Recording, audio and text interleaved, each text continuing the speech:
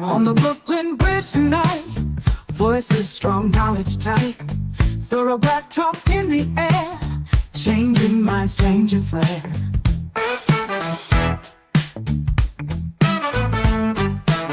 From Brother Tad to Sister Kate, warriors got things to say. Sister Marcia brings the heat, Brother Blacksmith keeps the beat. Revolutionary waves they fly underneath the open sky. Every word's a call to fight. Tune in, feel the ancestral line. Thursday nights, the world will see Black Power media on the screen. Facebook, YouTube, all align, breaking free from everybody.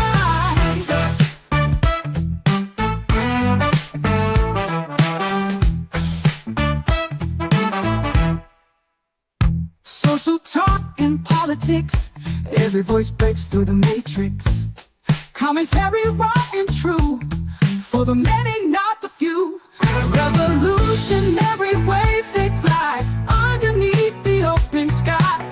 Every word's a call to fight. Tune in, feel the ancestral line.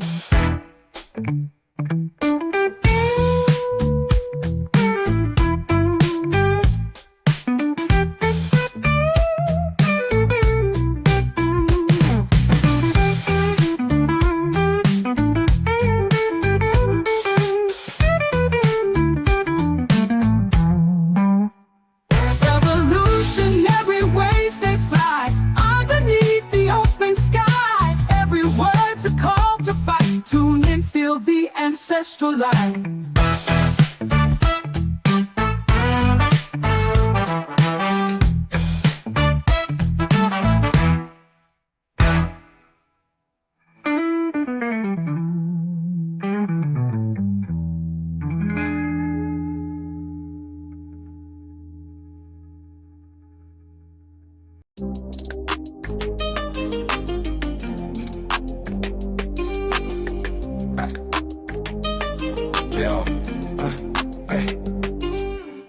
Standing strong on the bridge tonight. We've got dreams and we got fight. Voices loud in the city's light. Change is coming into sight. History told by scars and pain. Echoes deep in every name. Legal truths we must reclaim. Through the storm and through the rain. Thorough black talk review. With Brother Tad, Sister K, Sister Marcia, Brother Blacksmith. Cut the check or no vote, yeah. Justice calls from open skies. Tears that fall, ain't no disguise. Marching forward, no surprise. Strength in hearts you can't downsize. Every voice a sweet refrain. In this fight we share the strain. Through the joy and through the pain, bound together like a chain. Thorough black talk review. With Brother Tad, Sister K, Sister Marcia, Brother Blacksmith. Cut the check or no vote, yeah.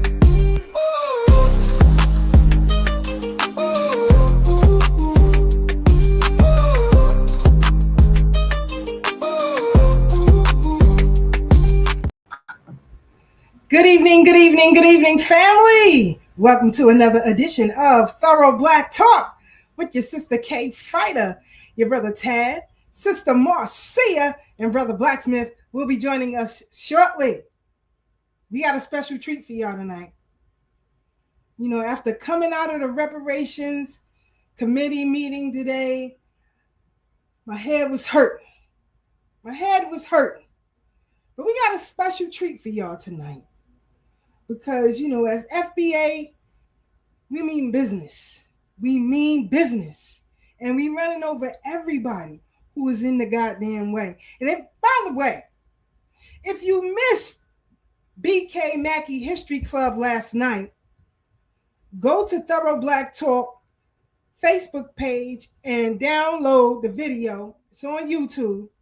When I tell you, Brother Tad and Sister Brooke, now for all of you elders and elders and all of you Pan-Africanists and whoever you want to call yourself, whatever, after seeing that, if you still don't get it, you'll never get it.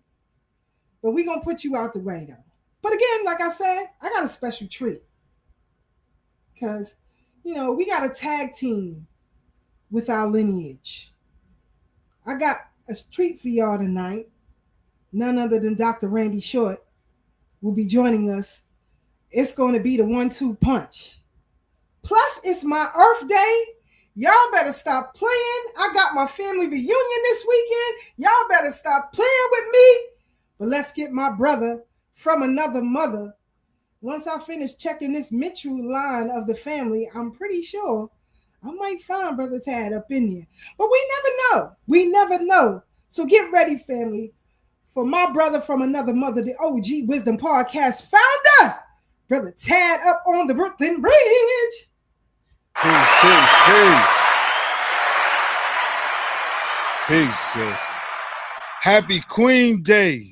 Happy Queen Day. Thank you, brother. Thank you. It's the double 5 for me today. So that means I'm hitting the 1-2s. I got the double 5. They better behave tonight, Ted. They better behave tonight. Look, I don't know, because tonight's guests don't know how to behave. Oh, man, so we know it's going to be fire. Look, I said, when you text me, I said, damn, I ain't got my notepad, because I know we're going to get hit with some heavy information tonight. Oh, yeah. And I had to surprise y'all. But I definitely want to give a shout out to Brother Ray for last night, E.K. William Mackey study group, and our sister Brooke. And I'm glad she was so gracious, because I did put her on the spot, Sister Keisha.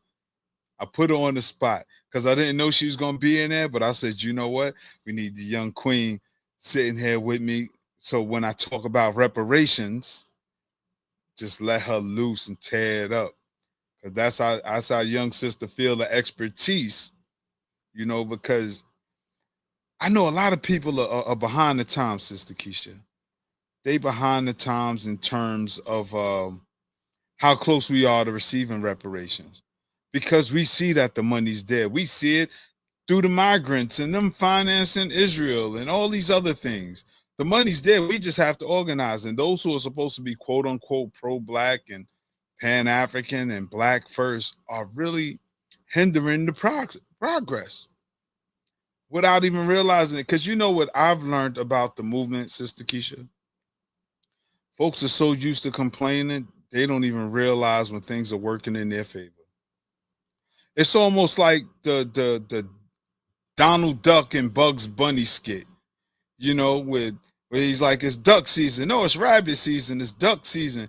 And Bugs Bunny convinced Daffy Duck that it is now duck season. And Daffy Duck shoots himself in the face. That's how our folks look and sound, by arguing about FBA. I don't watch Tariq Nasheed every day, but every time I see his video, he says, I am nobody's leader. I am not the leader. This is lineage based. And I respect that, Sister Keisha, because you and I, shout out to our brother King Simon in the chat, because when he put on the code of conduct presentation, you and I were talking about lineage. We were telling people back then, before it was popular, yo, find out who your bloodline is. Honor your ancestors. We were telling people that.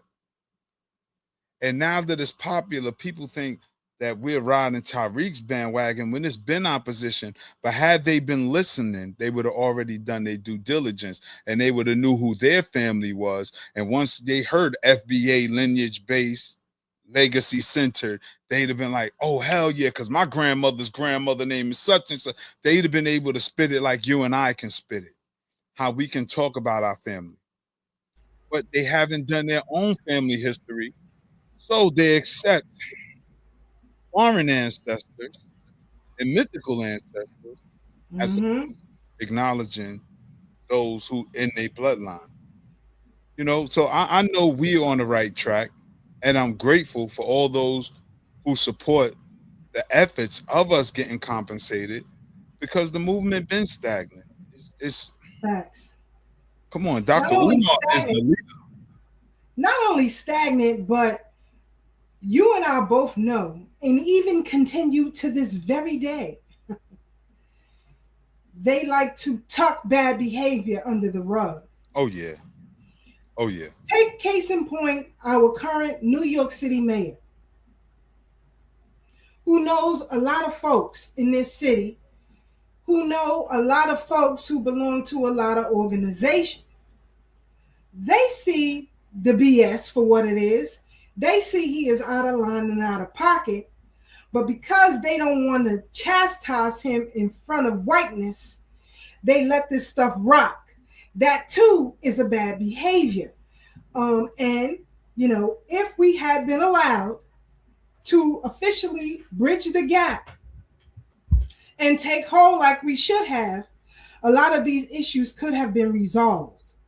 And as I said many times before, we have to be careful with how we identify with certain things, because, brother, a lot of people become cultists.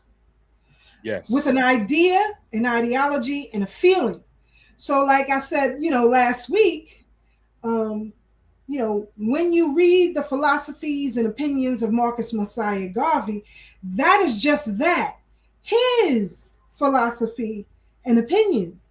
It wasn't the group's philosophy and opinions, which is why he faced a lot of pushback. He understood that very well when he first got here. Of course, we talked about that. But then he started feeling himself, and he got himself in a whole lot of trouble. And one thing my grandmother used to always tell me, baby, I can show you better than I can tell you. And he refused to listen. And so he got what he got. But that's another story for another day. But, we had our reparations hearing today.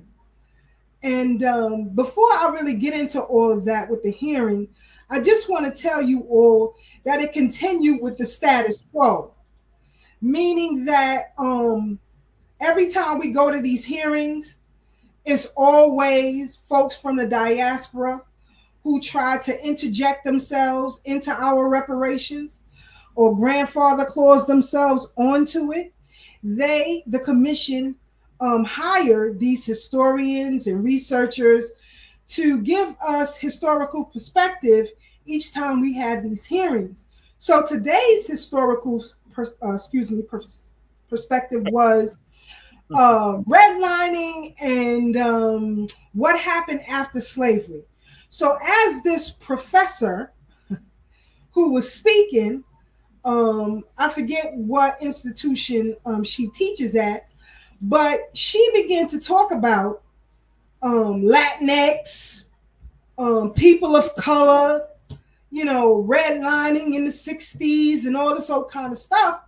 And so, when it was my turn to ask a question, I asked her, why, if the premise is that you must give a historical perspective or reference on redlining as it relates to the descendants of enslaved folks, then you need to keep it on us. That's right. We are the descendants of who were enslaved, not no Latinx, not no people of color, not no goddamn programs, and a whole lot of other stuff she was talking about. Bullshit. So later on, right, I'm gonna play my response, because they tried to get slick and cut my sister Brooke off today because they didn't want her to go in. But I pretty much let them know that as it is, this bill is flawed, as we continuously say. 2, we are tired of everybody else chiming in on something that don't have nothing to do with them. 3, we are tired of everybody trying to grandfather themselves onto it. And 4, for all of those folks who say that they stand with us, where are you? So that was the premise. But before I get into that, because I think Sister Marcia, you ready? Welcome to the Brooklyn Bridge family. Our sister African on the rise, very own Sister Marcia up on the Brooklyn Bridge. Hey, Brooklyn. How Brooklyn doing? Happy Blacktastic Thursday to everyone. I'm here for the messages. Let's get into it. Sister Keisha, before you show the video, one thing I do want to say, shout out to damn near everybody that was in the Zoom call, because the majority of the FBA were on code. Folks were on code. You know, some of the elders were missing the mark, and I get it because antiquated thinking, you know, but our folks was letting it be known we want cash. We don't want no more programs. Because homegirl was talking about plots of land, like little community gardens and that. Yeah. But I just had to salute the folks. Yes, indeed. Yes, indeed. We was on the team in the chat and on the Zoom. We wasn't playing these people. But let me get my brother Anunnaki from the BX up on the Brooklyn Bridge. What's happening, Brother Black? What's good? Peace and power to the panel. Let's go. Let's get into it. Anu. I said earlier, Brother Black and Sister Marcia, that we have a special guest tonight with us, Dr. Randy Short, who's on the background. But I want to play this clip before we bring him in. If you haven't heard his recent interview on Afro Elite with Marcel Dixon, I think you should listen to it. And that too will give you a little bit more perspective of what it is that we're dealing with now. People say that they don't like the rhetoric that is being spewed, Brother Tad, in particular as it relates to foundational Black Americans, referring to diaspora Blacks as tethers and the like. But as I said before, this was not an attack. This was a pushback, because you have folks from the diaspora who are calling us Nazis, who are wishing us death, who are wishing us Black back on plantations, who are wishing that, ICE, if they could, deport us, which we know that is impossible. But I just want to, for those of you who really haven't heard some of the vicious rhetoric, I'm going to play this clip. And I want you to see how this woman from the continent of Africa, who now lives in the U.S., spew venom towards Black Americans. Now, let me just be frank. With all of this evil rhetoric that is being thrown our way, our only recourse to them is roasting the hell out of them. You know, we haven't wished any death on these folks, but we will roast your tail. And they getting mad because you can't even take a roasting. But anyway, I'm going to play this clip. We'll come right back and we'll discuss it. We'll bring our brother, Dr. Randy Short, up on the Brooklyn Bridge. Hold on. I have one question for Black American. If you guys can answer this question very, very clean, may God bless you all. Why you guys hate us with passion? Why you guys hate the ground that African walk on? What is this that African have done to you guys that you cannot come out? Okay, pause right there. What did Africa do? You were co-conspirators in our enslavement. That's what Africa did. So, in case she don't know, we mad about that. Let's go. To say it. But you go on live and say our food is nasty. That we come from Africa to take away your food stamp, your benefit. Man, I don't live on food stamp, first of all. Man. Pause. For those of you who work for public assistance, do they not apply for food stamps and welfare? Do I need to get Aunt Marie up here up on the Brooklyn Bridge? Knock it the hell off. But again, only equating Black culture to the poor. Only equating, and this is it. But hold on, let's keep going. I don't beg for food. I work hard. We haven't taken nothing from you guys. We're supposed to be brother and sisters. We're supposed to be united, no hate. You guys are worst racist person I ever seen in my life. We're the worst racist people she has ever seen in her life. Okay, let's continue. God have mercy on you guys. Our food is nasty. We African were disgusted. This is how Black Americans talk shit about African.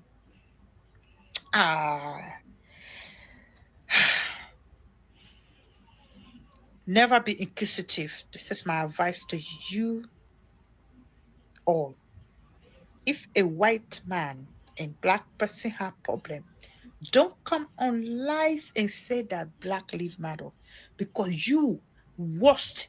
When I say worsted, them white person, you are worsted racist person I ever come across in my life. In fact, I don't want to say what I want to say. Let me just bite my tongue. God bless you all. Answer my question. Watch out for part 2. So let me get this straight. We are the worst racist people on the planet. That's what she said, that she's ever seen in her life. Black Americans don't have the power to be racist. We do have the power to be prejudiced. And that is why you have a delineation movement going on now. For foolishness like that. Now, why didn't she chastise her own fellow African, wherever country she came from, but immediately attack? We are the worst racist she's ever seen, worse than any white person. See, that's it. You want allegiance with white folks. That's what you say. That's why you're saying that. You want allegiance with white folks. That's why you fled from one colonizer to another without standing your ground on your own land and fighting. Slick talk, slick talk. Sister Marcia, your thoughts on this clip that was played? You know, ignorance is bliss. And when you come into someone's home and, you know, we talk about this all the time, you're walking in their home, there are things that you don't know about. There are places that you are going and things that you are touching that are harmful for not only you entering, but the people that already live in this house. So nobody has to like other people's food. Nobody has to like other people's anything. And for you to sit there and say, oh, they don't like my food and this and that, it's so petty and not of substance of what is the real situation that's going on in America and how you can support America, the Black people in America. But yet you left your country. Why don't you go in your country and talk all that smack? I don't think you will do that. So it's just ignorance. Ignorance is bliss in this world at this moment. We have a high level of ignorance going on. Yes, indeed. Again, happy birthday to the late attorney at war, Alton H. Maddox. Shout out to the Brother Mike Grays in the chat. And happy birthday to you. I'm sorry, I forgot about that. Thank you. To both of the warriors. Thank you. It's Leo season. We out here roaring. Stop playing. That line is open. Yes, indeed. Brother Tad, your thoughts on this commentary from this person from the continent? What I've realized with so many people, they're not having honest conversation. And it's a bunch of rhetoric being regurgitated and spewed Because the fact of the matter is, and I'm speaking for myself, I'm not focused on continental Africans like that. But when they say things like that, they're being disingenuous and they're not being true. Because if we have honest conversations, most continental Africans and Caribbeans know that before they even set foot here, they've been told to stay away from Black Americans. So they already got this preconceived notion, regardless of us extending our hands and welcoming them to our community. They act as if they have something we really want, which they don't. I'll be honest with you, other than land. And this is no knock on anybody. But if you check the stats, we have the wealth. We are the culture. I always ask, why is it so important for Black Americans to move to Africa? Everybody wants Black Americans to repatriate and go back to Africa. Leave this home that we built. Meanwhile, continental Africans are abandoning their homes to come to America. So is it that they want to do a swap? I mean, let's have the honest conversation.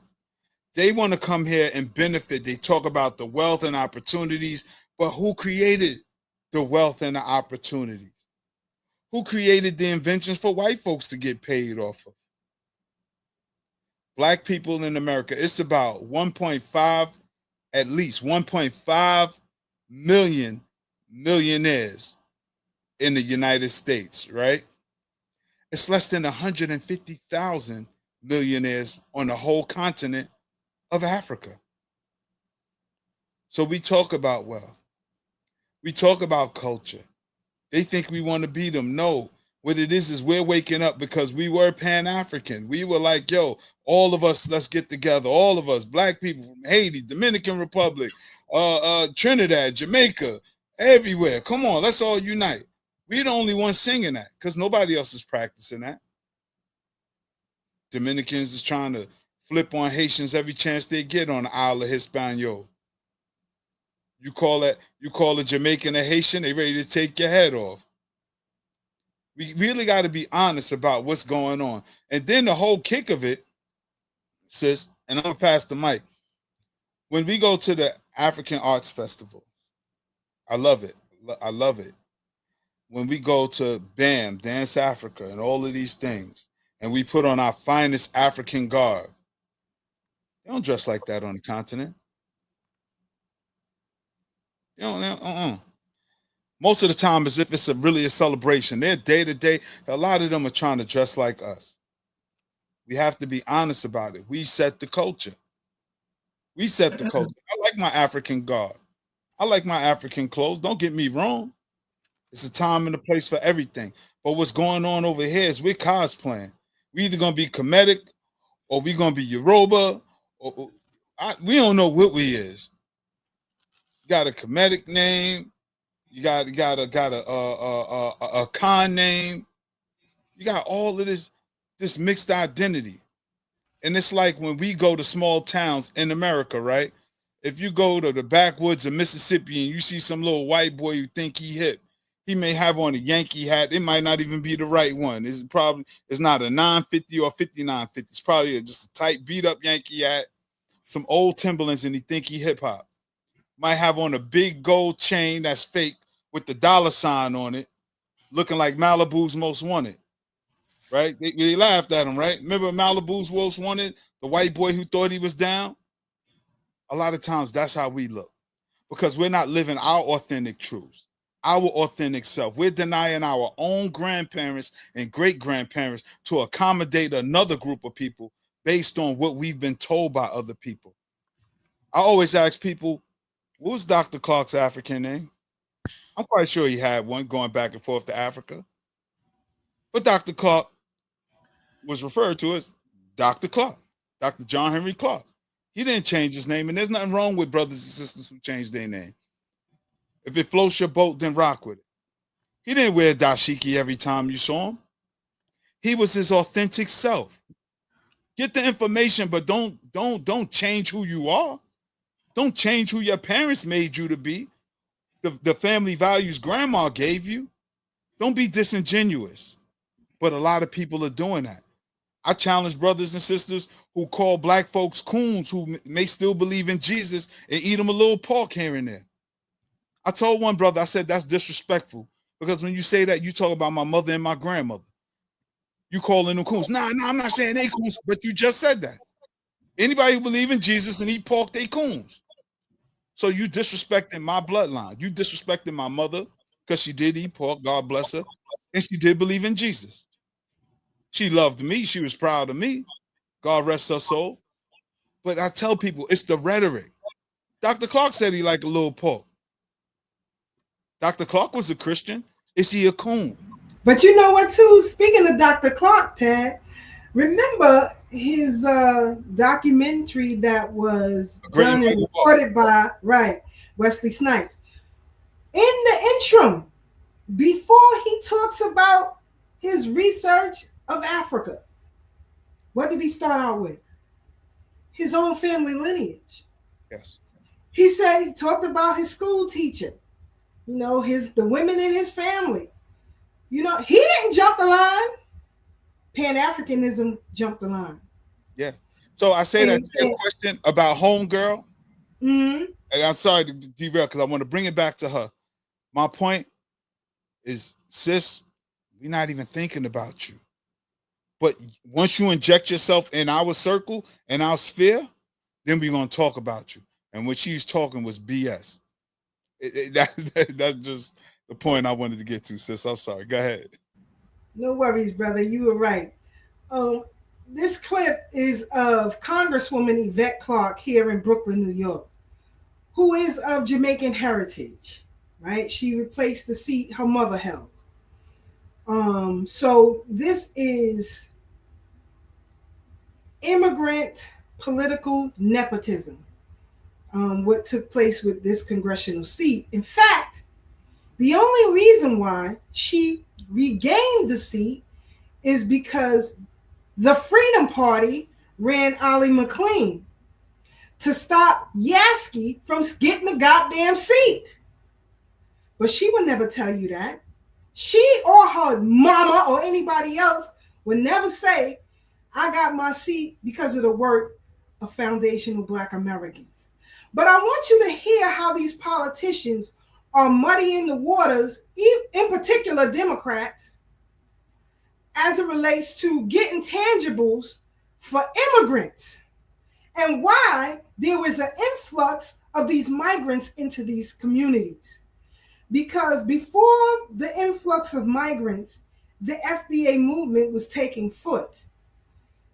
Before the influx of migrants, foundational Black Americans decided to sit on the couch. We will not participate in this BS. And so the Democratic Party is losing favor, not just within themselves, but the country. And so they tried to fix it. They think that the citizens of this country, Black, white, or whatever, are dumb as rocks. And they got pushback. And so this is the fallout. And I hope this party crashes and burns into extinction and never surfaces again. But I'm going to play this clip and we'll come right back. I'm from Brooklyn, New York. We have a diaspora that can absorb a significant number of these migrants. And when I hear colleagues talk about, the doors of the inn being closed, no room in the inn, I'm saying, I need more people in my district, but just for redistricting purposes. And those members could clearly fit here. I'm from Brooklyn, New York. We have a... She said, for redistricting purposes. I always tell y'all, gentrification isn't the first leg of the destruction of historical Black communities. Immigration is. Look at every destruction of Black communities. What preceded it? Immigration. Whether it was white, Blacks, or whatever, was always the influx to precede gentrification to push us out. King Simon says, is that Yvette Clarke? Yeah, that's Yvette Clarke. And she operates the same way as her mother. specifically for the Jewish community and her own community, and to hell with everybody else. As you saw, Yvette Clarke said she need those immigrants and migrants for her redistricting. Now I say to you, Caribbean citizens of that area, is that what you want? Because if that's not what you want, and you ain't speaking out against it, you're a co-conspirator. So when these migrants replace you, you know, just like the housing bubble that took place in 2008, when all of y'all was caught up in those adjustable rate mortgages and you lost your goddamn homes because you refused to listen, and now you living in the projects. I ask you, where you stand on that? But, you know, I'm going to go to my brother Blacksmith, because I see Dr. Short is still on his phone call. So as soon as he's done, he's going to come back in with us. Brother Black. Yes, ma'am. Because, you know, you mentioned before that we were forced to delineate. And, you know, my evidence in that is these continued reparation hearings. And it's always, every meeting, folks from the diaspora. What do you think people from the diaspora who are on code with us can possibly and should do immediately right now to help this situation? Have a show next week about exactly that and how we need to delineate that whole movement where they can't even show up to those meetings unless they come in to listen. I would agree with that. In fact, a Puerto Rican brother up in Rochester said the exact same thing. He said, and I quote, "We're not even supposed to be here." But again, this is the Democratic Party pushing favor. They need favor. So where is all of this coming from? Who's fueling all of this? So then don't make it about about political parties. Make it about lineage base, like y'all say. Right. And that's what we're doing. You don't need to, you know, pussyfoot and, you know, tiptoe around that topic. You go straight to the gut with it. Mm-hmm. In my opinion. Yes, indeed. But this is just the rhetoric, family, that we have to get out of our way. This is the rhetoric that is hindering tangibles from either political party. This is what's happening. Now, I've seen lots of rhetoric about, you know, from people from the diaspora saying, you know, Black Americans this and Black Americans that, and you're causing division. But what about your own? What about your own? The division you are causing. Ghanaians want Nigeria the hell up out of their country, ASAP. They want no parts of y'all asses.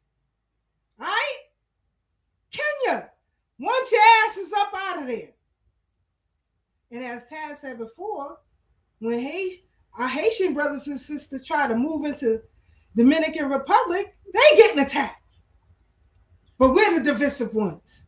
We supposed to unite with y'all. And y'all can't get your shit together. Right. Hold on, family. Here we go. Take over your homeland. Nigeria must go. Arise, youth of Ghana. Don't be idle.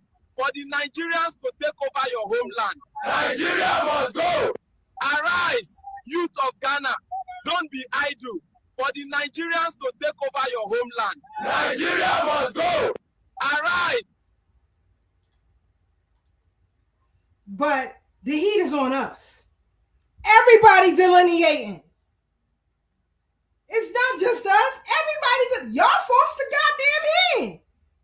Now you getting what you asked for. Now we're going to show you. Now we're going, as Dr. Collins said, we're going to lift the goddamn skirt. We're going to lift the goddamn skirt. What's going on 54 nations that y'all want to include yourselves in, and they don't even want you there? They don't even want their fellow neighboring brothers and sisters in each other's homeland. Knock it off. Knock it off. But I'll tell you this, the reason why you get more pushback on our end. As I mentioned to my brother, King Simon earlier today, foundational Black Americans have been like a grandmother to the diaspora. We brought you into our bosom and we sat you on our lap and we rocked you and cradled you and kept you. But now you get too big for your britches, like Grandma used to say, you getting too big for your britches. Now I got to put your bad ass down. Now go get my damn belt, so I'm going to tear your ass up. And after I tear your ass up, you're going to lay down in that bed and you punished for a whole week. You see? You see? Don't come to us. Don't come to us. I don't want no parts of no Pan-Africanism. None. It's a goddamn mess. And then you got the AU. Oh, Lord. Oh, who Lord. want to grandfather themselves. You know,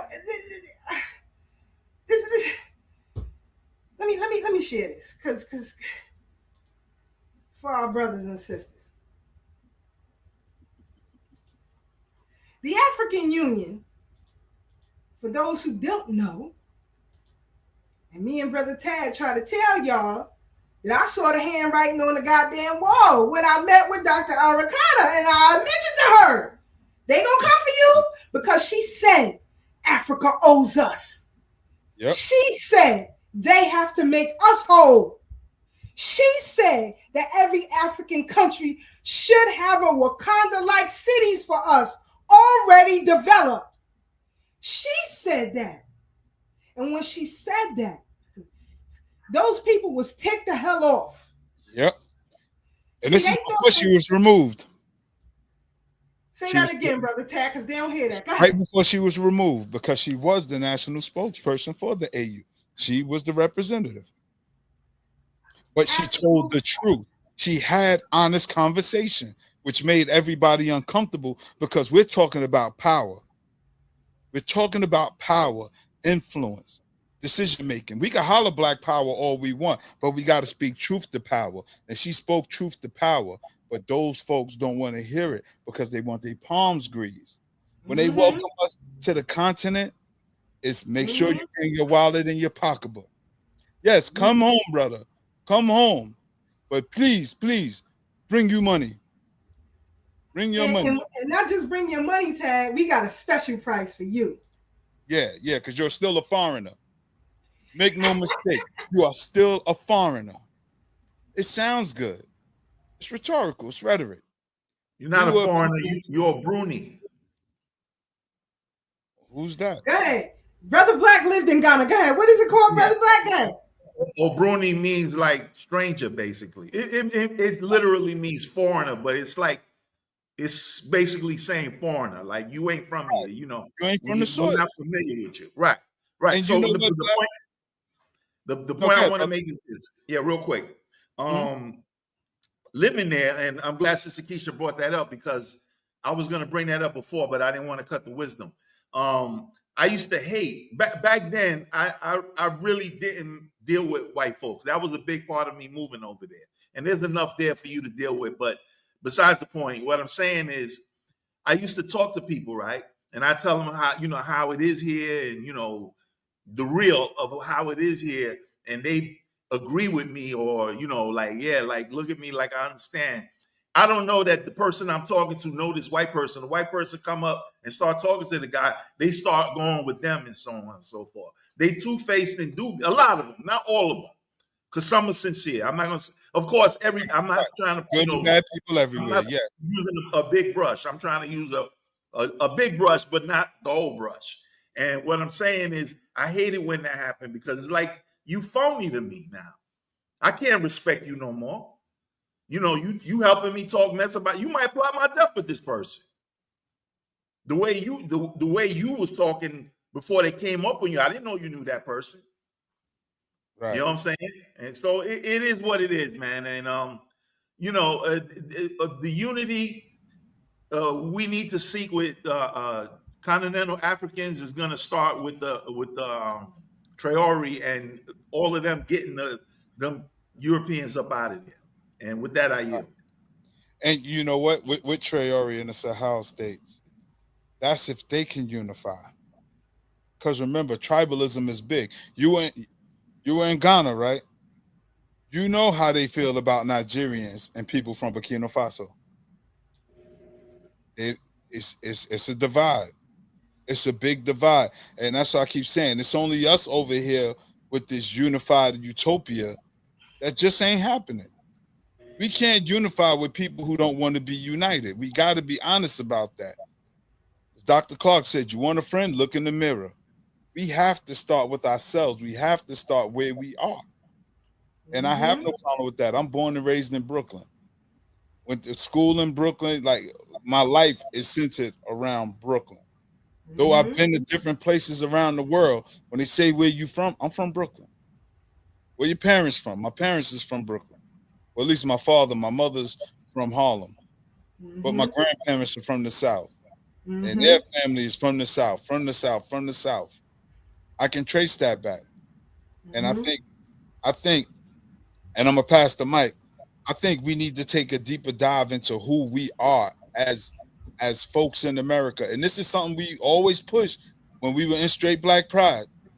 We recognize our African roots because, like I said, the first Cromwell came on a slave ship that was recorded, but that's just one ancestor.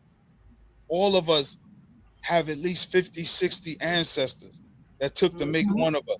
2 parents, 4 grandparents, 8 grandparents. Yep. If you stop right there, because I knew 2 of my great-grandparents. 8, 4 is 12 plus 2 is 16.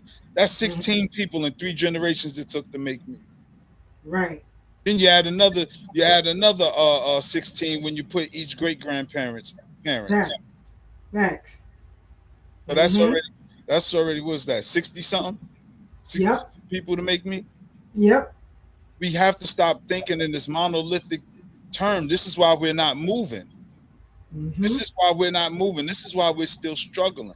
Because as time goes on, we're seeing people get the set-asides we begged for and died for. We see migrants hop the fence illegally and get billions of dollars that they keep talking about they got to do a study for us. We see people with alternative sexual lifestyles just come together and get what they want because they got an identity.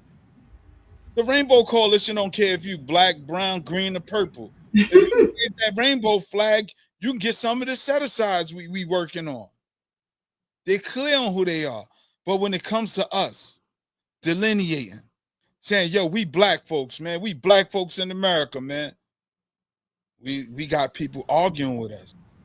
We ain't no black folks. We ain't black Americans. I ain't no American, even though their mama, father, and grandparents are born here.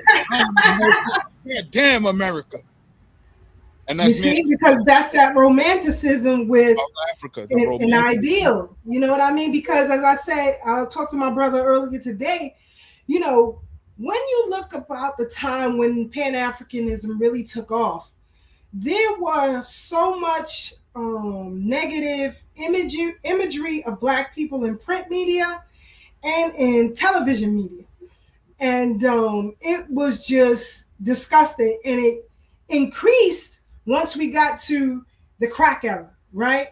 Yeah. That image of us totally destroyed. And so here you have information that has now come to us through some wonderful scholars and scholarship. And so we romanticized ourselves with that. But, you know, we left the story there. And that's the difference between a follower and a researcher and a studier. Because see, once you tell me something, I'm going to investigate. I tell y'all before, I'm nosy. I'm going to get to the bottom of it. You ain't going to tell me just anything that don't rock. So when people started, you know, this great love for Marcus Messiah Garvey, you know, I said, well, what is so great? What did he do? And I began to peel back the layers, as you like to say, Brother Tad. And I went to the beginning. I said, well, I got it right here. The rest of this is bullshit. Because that's where he fell. He forgot what he said in the beginning. You deviated and you got tripped up. You thought you knew better than the Black people who are from here. They told you that, but you thought you knew better, and they showed you. Also negating recent science of Albert Perry ancestry, which is now, as far as the Y chromosome is concerned, brothers, the oldest lineage is from here, and it has no connection to Africa. None whatsoever. In your spare time, research the Albert Perry ancestry. And as Tad said, you get 50% of your DNA from your parents, 25% from your grandparents, 12.5% from the third generation after that. And as you go down to number 8, are you that African? If that was your lineage, because that's what you believe, because no one encouraged you to research your own family story. And that's another thing that's great about FBA lineage. This movement has invigorated our folks to research their own stories like never before. And I'll tell you, people, it hits different. It ain't fantasy for me. I know who bought us. I know who stole us. I know who stole the property. I know who got it now. Listen, I know who changed our identity. I know when it happened. My great-great-grandfather, on his marriage license to my great-great-grandmother, the registrar changed the identity of my grandmother on that marriage license. Because prior to that, on the census, under her parents, is something totally different. And they had the ability to do that by the stroke of a pen. And today, the term African American by the stroke of a pen. And we fell for it because we wanted to be held whole. And we fell for that trick bag. But information is like a faucet. It's pouring out every day. It's just pouring out. And if you stuck with antiquated information, so is your ideal. And that's why you cannot pivot. That's the problem. But Dr. Randy Short, are you ready? Because I know you was on a call before then. A couple of more minutes? Are you ready now? All right. We got my brother. My brother from another mother, who, by the way, I might have some ancestry connections to. We still researching that. Because the Hopkins family comes out of Rock Hill, Maryland. So, and shout out to the Hopkins crew that's on the chat. I can't wait to see everybody Saturday as we go to the birth state of my grandmother and enjoy this family reunion. But anyway, make sure you bake a cake for Sister Keisha. It's her birthday today. They got it. They got me covered. Trust me. My other Uncle Sonny. Shout out to Uncle Sonny on my mother's side. My mother's brother. My mother's baby brother at that. Uncle Sonny said he rocking out with me for the whole summer. We rocking out together for the whole summer. Shout out to Uncle Sonny. Yeah, shout out to Uncle Sonny. But anyway, you know, my brother from another mother has been on this for quite some time.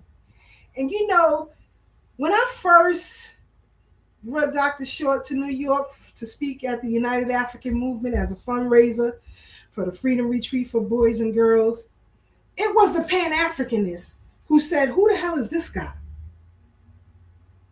I'm like, what? Where you been at? That's what I want to know. So I pointed the brother to a documentary film that he had given commentary on.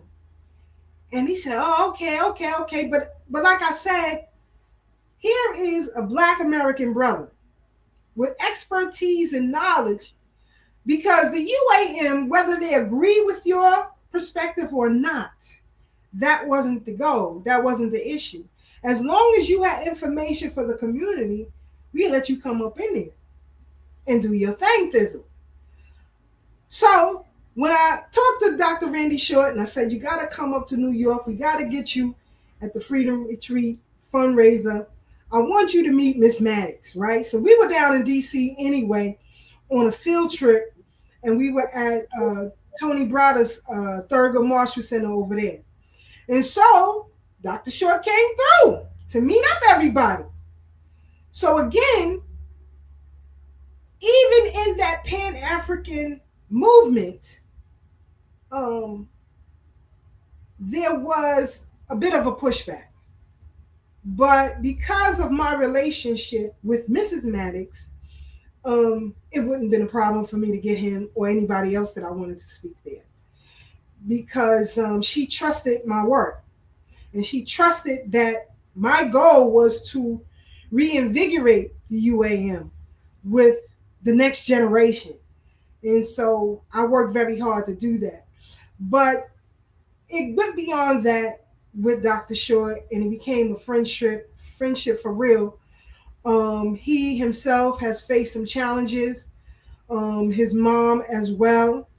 But recently, my husband himself faced some serious life-threatening health challenges. In fact, they brought him back to life twice in my home.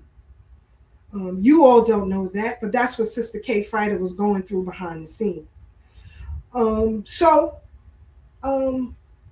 As they admitted my husband and trying to bring him back to life, I received a text from Dr. Randy Short.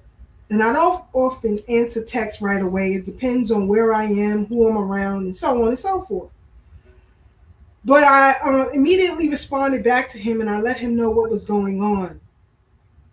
And when I tell you, this brother has been praying for me and my husband consistently, having prayer circles, that's my brother.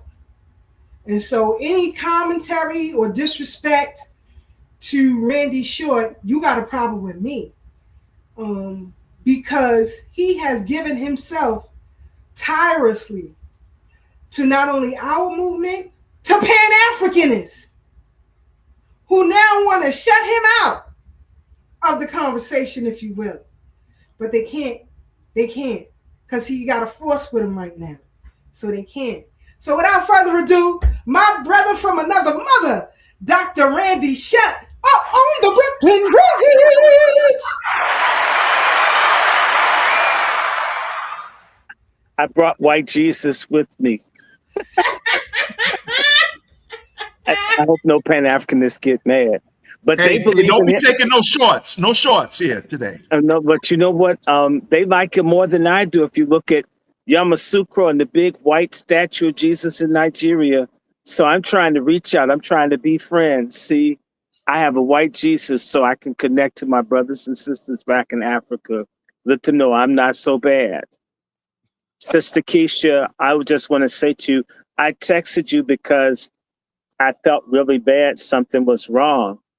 And that's why I said, ask you, are you okay? I'm feeling really horrible. And I haven't heard from you. Something's wrong. So it's got to be wrong. And it's got to be really wrong. You haven't said anything to me and it's wrong. So I reached out and it says, are you okay? I hope you're safe. Something's making me feel bad. So I remember meeting you saying, my God, this sister is like, she's like C4. She's black, melanin ordnance. She could have taken down the World Trade Center with the lecture. They could have just left the planes on the ground, man. Maybe took a trip to Jamaica or something. So thank you for adopting Sister Brooke. I'm hoping that you meet Big Mama Karen in Chicago and Big Mama Giselle in Baltimore. And we're going to put some people together. I want to say I was late getting to you this evening, because I was on the phone with Mother Mrs. J.I.O. Deli Langley. If you know anything about J.I.O. Langley, one of the fathers of scholastic Pan-Africanism, one of my mentors, we spent 2 hours with her trashing how Africans treat Black Americans. And I would love to introduce you to her because she's very proud of me. And it was her husband in particular a Gambian Pan-Africanist that told me that Black Americans were going to have to fight against tribalistic Africans that were not trying to build bridges, but were trying to take everything they could. Not this man was yelling at me saying, I see you doing all this stuff for Africans. Do you know that these people here are trying to undermine you? And he cut me off. No, they talk to me. They hate you. And he says, I'm angry. You guys helped us. All you did was support us, and they don't appreciate you. And so this is my teacher. And so you can Google, he's a professor at Howard, educated at Edinburgh University. He has a book, Ideologies of Black Power in Africa. He's a Pan-Africanist scholar, bar none. Okay, I was educated by Pan-Africanists, another one, Dr. Suleiman Yang, a relative of mine, because I know my family in Africa, okay? And I got family in Brazil. Told me his fear was that Africans were going to destroy Black Americans. They're going to eliminate the Black identity. That was his fear. And one of the last times I saw him in his office before he had his a major heart attack or stroke. These are two Black men from Gambia who looked them up, Suleiman Yang. These are real people. They were not haters of Africa. They weren't ashamed of anything, telling me as one of their favorite students, their concern for Black Americans. Okay, so then when people tell me, oh, this is, nope.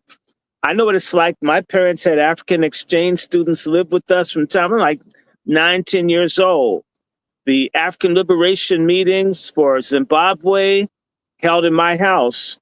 The beginning of the boycott of Ugandan coffee to stop Idi Amin from killing people that were Christian and dissidents in Uganda was launched from my house.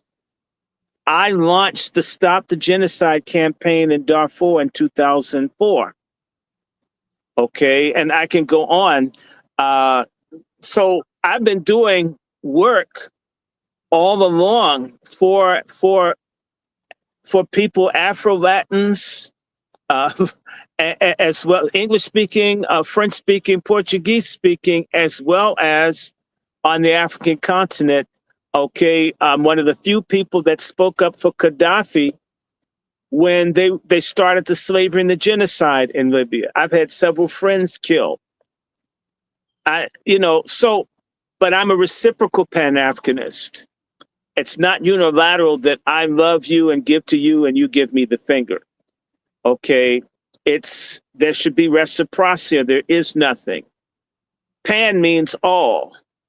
All means everybody's making a contribution. If you're just taking out of the pan, you're a thug, you're a scammer. And what I was saying to Sister Keisha, and I'm saying it to other people, is whether people like folks like me or not, October 1st is the beginning of Tethergeddon. You know, there's Armageddon in Revelation in the Bible where God comes down and destroys the enemies of Israel. Well, now the white supremacists are going to destroy the tethers that have been sucking our blood, not trying to be our brothers and sisters. Tethergeddon is here. They're going to change the visa status, all that stuff. Now, understand me. I know what it's like to even to fight for people to get asylum from Mauritania, from Sudan, and from other countries. So it's not like I don't have some interest and concern about Africa, the Caribbean. Again, my PhD is in African studies. And so, and have friends. In fact, as recently as a week ago, I'm sitting across the table from a gentleman who ran for president of Gabon, who's asked me to help set up an educational module for people in Gabon for them to know about Black American history. Because I've made it clear we can't work with you if you don't know who we are and what we've been through. And so, right, if I were to show you my WhatsApp, I've been getting calls from Africa all day. So there's not a day in my life I'm not engaged with someone on the African continent. However, I live in this country. This is where we are. Do I worship the government? No. Do I like American warfare in Palestine or Congo or any place? The answer is no. Unlike the four of you that are here, I'm on the list of the government as a terrorist. I've talked to Sister Keisha about being a terrorist. For advocating for Africa, I'm recognized as a terrorist, persona non grata, by this government for speaking out against people, the CIA making Ebola a bioweapon to mass murder Black people. So when I say things to you like I should have gotten an award letter for my Social Security benefits or I'd be discharged of my student loans, I don't have it. If I told you, like, for me to renew my health insurance, someone decided to lock me out of the system here in DC, and I'm having to lobby to make certain I can get health insurance. These things just sort of happen. All your cash apps get taken, your bank gets hacked. A lot of this is over involvement on the African continent, speaking out in favor of President Nkurunziza that they killed in Burundi. The man who got assassinated in Tanzania over COVID, they remembered the show I did in 2014 that basically caused the U.S. to stop doing its Ebola work to kill people in Africa, to militarize the continent. I've paid. So I don't really care. I don't give a damn about what people think. Some of us have paid. Even the brother from Gabon had heard about the broadcast and says, well, you're looking at the nigga that said it. The reason people stopped dying. Okay. and when the FBI tried to shake me, I sent it to you, Sister Keisha, and they want me to inform on people. And what part of F you did he not get? I'm not a snitch. I'm not a tough person, but you can't buy me. I don't want to be for sale. I will not betray Black people. I don't want your money. Hell, I got to see the doctor. I may have internal bleeding for ulcers. What, I got stage 4 cancer, stage 1 cancer. Shit, killing me may be doing me a damn favor. So I'm not afraid of anything, right? Had the life heart attack. They gave me blood that should have killed me. They were trying to steal my organs. So, you know, I'm no tough guy, but if you kill me, you kill me. But I'll never kiss your ass. I want my motherfucking money. I want reparations. I want freedom. I want justice. I hate eugenics. I hate the exploitation of those of us that are descendants of the original people of this country. At one point, Africa was the whole world until the continents drifted. So at one point, this was Africa. So those people who are of African descent in the Americas, of which I'm of the Cherokee Nation, the Piscataway Nation, the Creek Nation, the Blackfeet Nation, the Powhatan Nation, but I'm also Kimbundu, Hausa, Fulani. I claim all of it, right? I want us to get every frigging penny that we're owed. And it is like this brother said, they've got money for everything. If you got money for dirty Netanyahu, you got it for me too. You got it for all of us. And the same me that's denouncing Netanyahu on your show, I've done it everywhere else. I've made enemies. I'm registered as a Republican. The folks are terrified of people like me because I'll tell them, yep, Frederick Douglass was for reparations. Everybody Black with common sense. It's come out that Dr. King wanted billions and billions of dollars. One second, Dr. Short. My husband just want to say hi to you. Oh. Yeah, he gave. How you doing? How you doing? I'm good. Praying for you, man. Thanks, man. Praying for you. I spent a whole day, and I'll just say to you what I said to Keisha. I said, God, this is a good man. This is a man that loves his wife. He ain't cheating, got a side piece. He doesn't have a side sister. He's not a pedophile. He doesn't cheat. He doesn't beat. He doesn't lie. He just loves on his activistic, hell-raising, Harriet Tubman on steroids wife. He's a good father. He's a good grandfather. He's a community pillar. I said, God, I can give you a list of Negroes I wouldn't mind seeing you kill. Start with Obama. Please get his ass.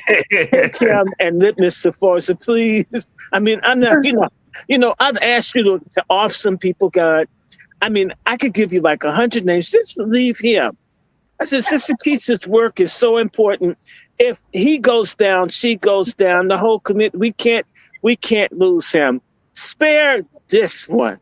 I don't ask you I'm not even asking for you to take all my cancer away, but because I'm doing good for stage 4. Don't I look good?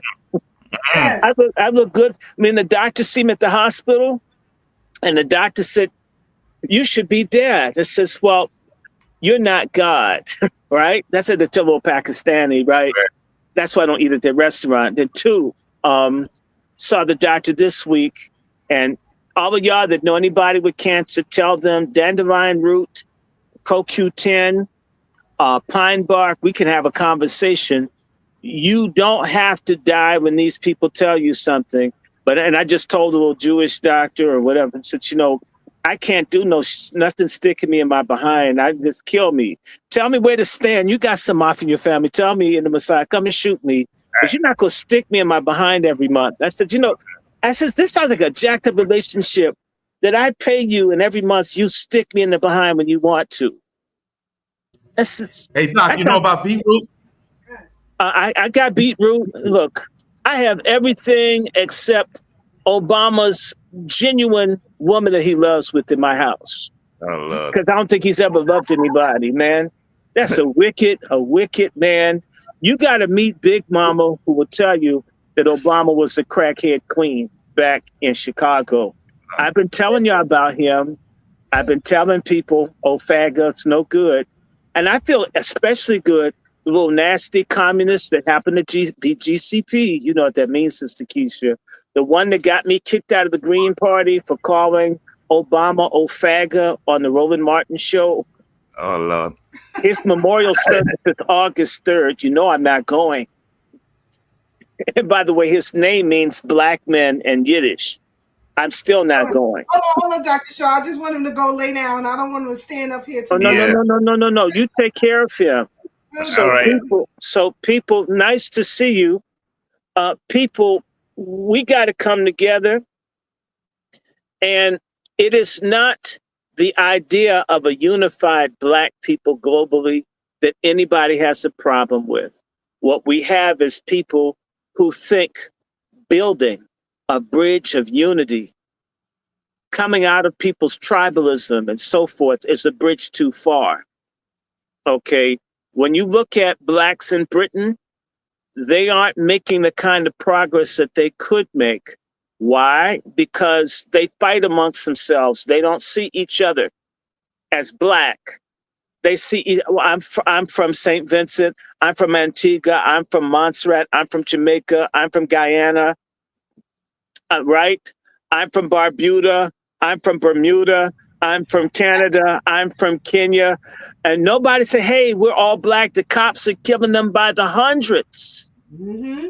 Beatings, stabbings, and they're too tribal to be a force to demand respect. Look at how a handful of Muslims have the white folks in London and in England trembling, and yet there are millions of people there that are black, but they can't come together. Or I'm a black Briton. My mother's white, my father's Nigerian, or I'm a Windrush person and I'm biracial. This tribalism, as jacked up as the black American is, and man, we're more screwed than Kamala Harris at a keg party. And I was around, and she was a hoe. She was a hoe at Howard. She was a Catholic sweetheart. She's a hoe. She wore that bunny with pride. And she probably could whole hop more than a Playboy bunny. So I'm saying to you, we are unique because we don't have tribalism. We got a little North and South. We got some colorism. But you know what? We don't have tribalism where we mass kill each other over region or dialect. And that is unique among all the people in the so-called Black world. And do you know, instead of people seeing that as a blessing, the other people see us as suckers because we identify with them based on how they look, or they see it as a weakness. They don't say, hey, I can come to America and I can be accepted and belong. No questions asked. If you don't act against the community and you're cool, we can love you. There'll be somebody here that will like you, that will take you in. That ain't so all over the world. That ain't so. You can go certain places, as the brother was saying. I would tell anybody, I was at the house of the ambassador of Ghana before they did their year of return thing. And he let me know, and I got witnesses. Witnesses that the ambassador of Ghana said he didn't think the year of return would mean anything. And in reality, it was a resource grab from Black Americans to bail out Ghana. Uh-oh. Uh-oh. Say that again, Dr. Shaw. Say that one more time. The year of return was a resource grab and a bailout for Ghana. Black Americans saved the economy of Ghana and have been keeping it up, whether we're aware of it or not. In fact, the presence of Black Americans has put enough cash in the Ghanaian economy that they didn't have to crack open their behinds and support LGBTQ being pushed by the Biden administration for 4 important years. Okay. Check this out. Now, you said what you just said. Yes, I said what I said. I stand by what I was at the house in Potomac, Maryland. I was there. He told me we were eating some chicken with no seasoning on it. I'll never forget. And they even had African servants with Scottish kilts on, not kente cloth, but clothes from Scotland. It blew my mind. That's okay. Let me hold my white Jesus support squeeze tour. Help me, white Jesus. Help me. Help me. Help. Dr. Short, it's so funny you say that, because that was a question I was going to pose on another platform. How many people went to the year of return? And just like you said, it was a money grab. Because it was a money grab. Yes. Yeah. It's a money grab. And I saw all the prices go up from the year prior. I went out there 2016, 17, 18, and 19.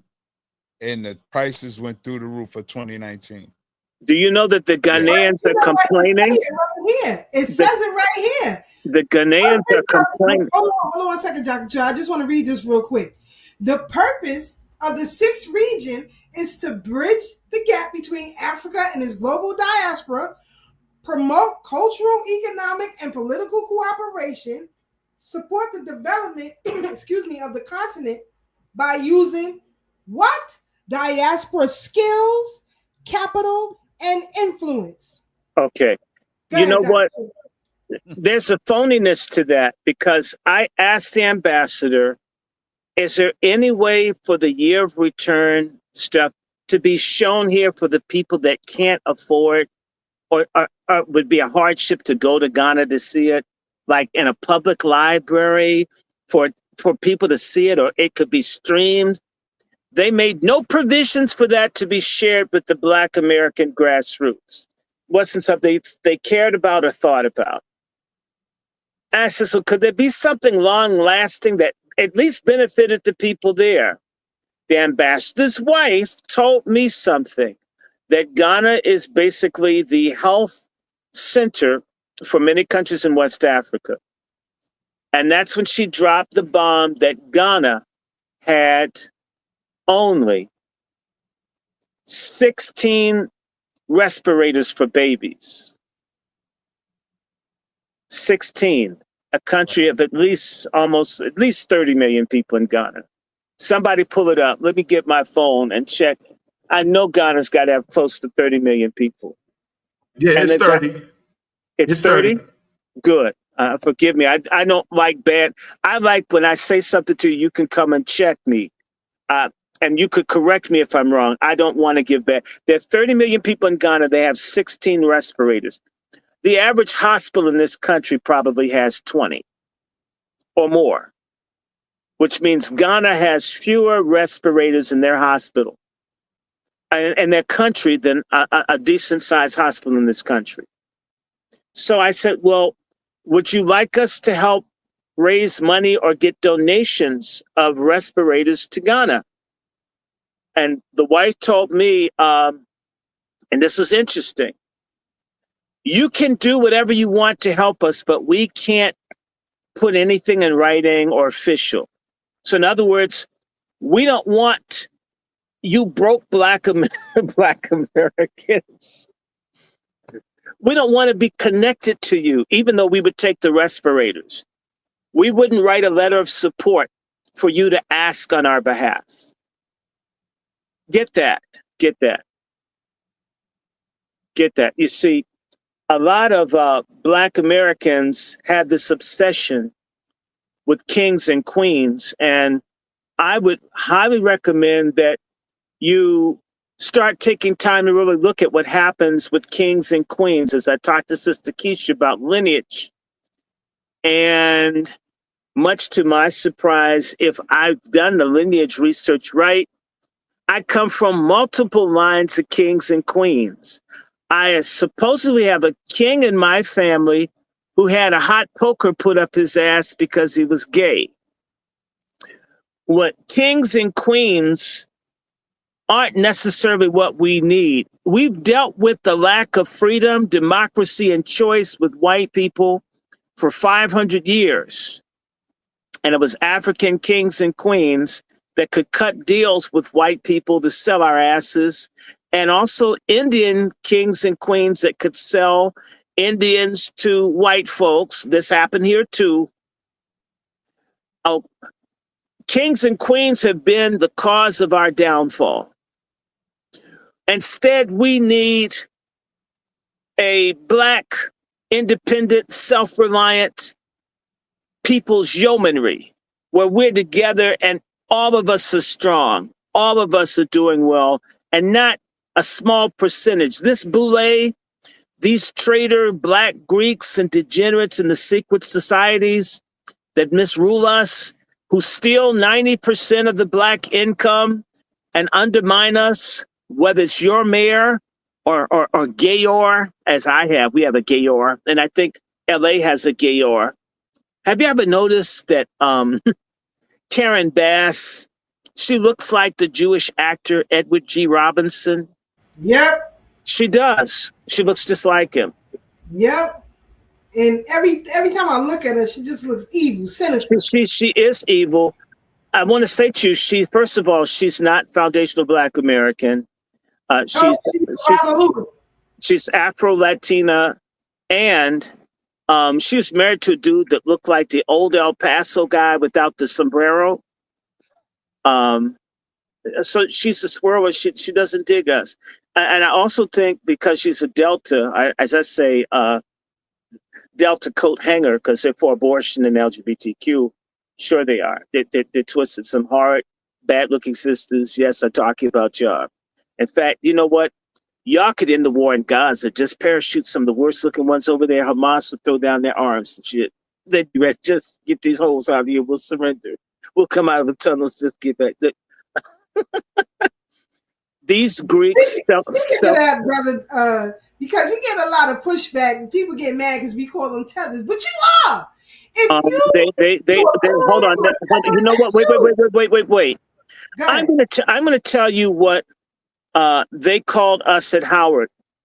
What the Caribbeans called us in their Caribbean Student Association called Black Americans Yankee niggers. I never heard a collective negative ascription to either Africans and or Caribbeans the entire time I've gone to Howard twice. 9 years one time, 4 years the other. So in 13 years at Howard, most of the hatred that I ever heard was directed towards Black Americans by Black foreigners. And by the way, the worst of the worst, Jamaicans. And I stand by that Yankee nigger. Okay. And Akata and all this other stuff I've learned. The Ethiopians call you Barbari or Baria, which means barbarian.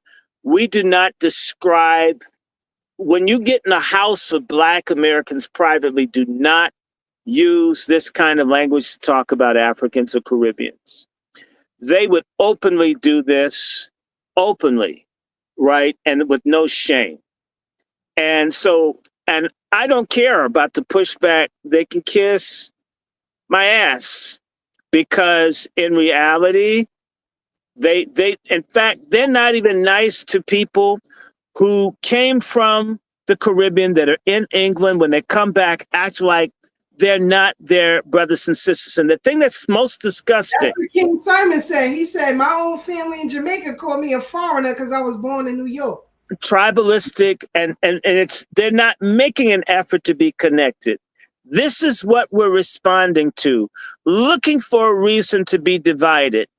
That is the essence of self-hatred and slave-mindedness, with some jerk chicken, maybe some half overpriced Caribbean food, with the nasty tribalistic attitude that's disgusting, it's ugly, it's repugnant, and it's hypocritical, because if you knew your own damn history, when the British were punishing the American patriots, they took tens of thousands of people from the American South and put them in Jamaica, Trinidad, Guyana.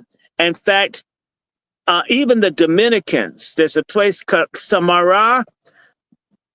At least 10% or more of all Dominicans have great, great, great Black American grandparents. And the same is so for Jamaicans and others. We're your damn cousins, and you hate us more than the British who fuck you, and the Lebanese and the Syrians and the Jews and the Chinese who treat you like shit on your own island, and you hate us here. That's psychotic. In fact, if tether's the worst that we can do, you should be thankful. Because in Canada, when I see a lot of murders going on in Toronto, I have a good idea which ethnic groups are doing it. When you hear about a lot of stabbing and killing in London, you have a good idea who's doing it. When you hear about it in Bronx, you have a good idea who's doing it. Because there's a culture of self-hatred and extreme violence that goes through elements of various communities in the Caribbean. We have some sorry Black American criminals who get a lot of attention, but these days, a lot of the people committing murder, rape, beheading, a Jamaican dude in Staten Island threw a baby in a trash chute within the last day. You see if he's not Jamaican, he's Caribbean. You see, they will never tell you. It's interesting, when someone accomplishes something as an African, Caribbean, or Afro-Latino, they start waving flags or differentiating and delineating them from Black Americans. Yep. But if they rape, if they murder, if they sell drugs, if they're in prison, if they have AIDS, they're grouped into our community, and they don't dare say no. Don't blame it on the Black Americans. When that Trinidadian man from up in your New York came down here and shot one of the church sisters that I knew at the Navy Yard, Aaron Alexis. He's Trinidadian. When these foreign Blacks commit murders, like the one that shot all the people in the subway car in 22, when it's one of them, they cover it up. When Colin Ferguson shoots people on the Long Island Railroad, they put him out as a Black American, not as a Jamaican. But let him get a Nobel Prize or publish a book. They'll be quick to differentiate him from us. Right. And so the Caribbeans play a dirty double game. Own your thugs, your crooks, your whores, the nasty twerking, the filthy rappers that come from your community that have destroyed an art form we made, that you say you made, which is a damn lie. You've perverted. Tell it. And then what? You get mad if we say we exist. You know, I had a Jamaican dude at the McDonald's in my neighborhood tell me you don't have a country. I didn't know it. Just talk to, but I mean, what? You don't know me to say you don't belong in anywhere. And you know, they told him, "You're right. That's why I'm voting for Donald Trump." His ass ran out of the McDonald's. Okay, because in reality, and I heard this from the mouth of filmmaker Ivy Garima, the movie Sankofa. I had the opportunity to sit in on a meeting of Ethiopians in Howard University School of Communications. And these guys are saying, it's so good that Black Americans don't have a strong identity. Man, if these people were really united, it would be really hard for us here. Because they don't have a strong identity, a lot of things are open to us. If they ever came together, it would be more difficult on us. Why? Because when we fight for it, white people give it to gays, they give it to foreigners, they give it to illegals, they give it to transsexuals. Man, they'll give it to the man on the moon when we fought for it, or they give it to white women. When we start consolidating and coming together and saying, this is my pie, not yours, as I had to tell a Jamaican who's in my house, eating my food, and proceeds to call Black Americans lazy and stingy, and you're eating my fucking curry chicken. And I told him, nigga, put that chicken back in my pot. This is what you mean. Well, I'm a Black American. I'm lazy and stingy, and I don't have enough energy to fix more chicken. So I've already fixed that. Take your plate and just pour it back in the pot and get the fuck out of my room. Okay. I mean, I can't imagine going into anyone's home and insulting their group collectively with a straight face with no conscience. And it's, you know, it's called the ugly American. They do exist. But you know what? There are a lot of ugly Caribbeans and a lot of ugly Africans that have destroyed the love and the respect that once existed. Y'all killed it, not us. We got tired of you stabbing the Black baby in the crib that loved everybody. And that's why this has happened. You did it. And everywhere you guys go, in Australia, you're not unified. In New Zealand, you're not unified. In Canada, you're not unified. In Mexico, you're not unified.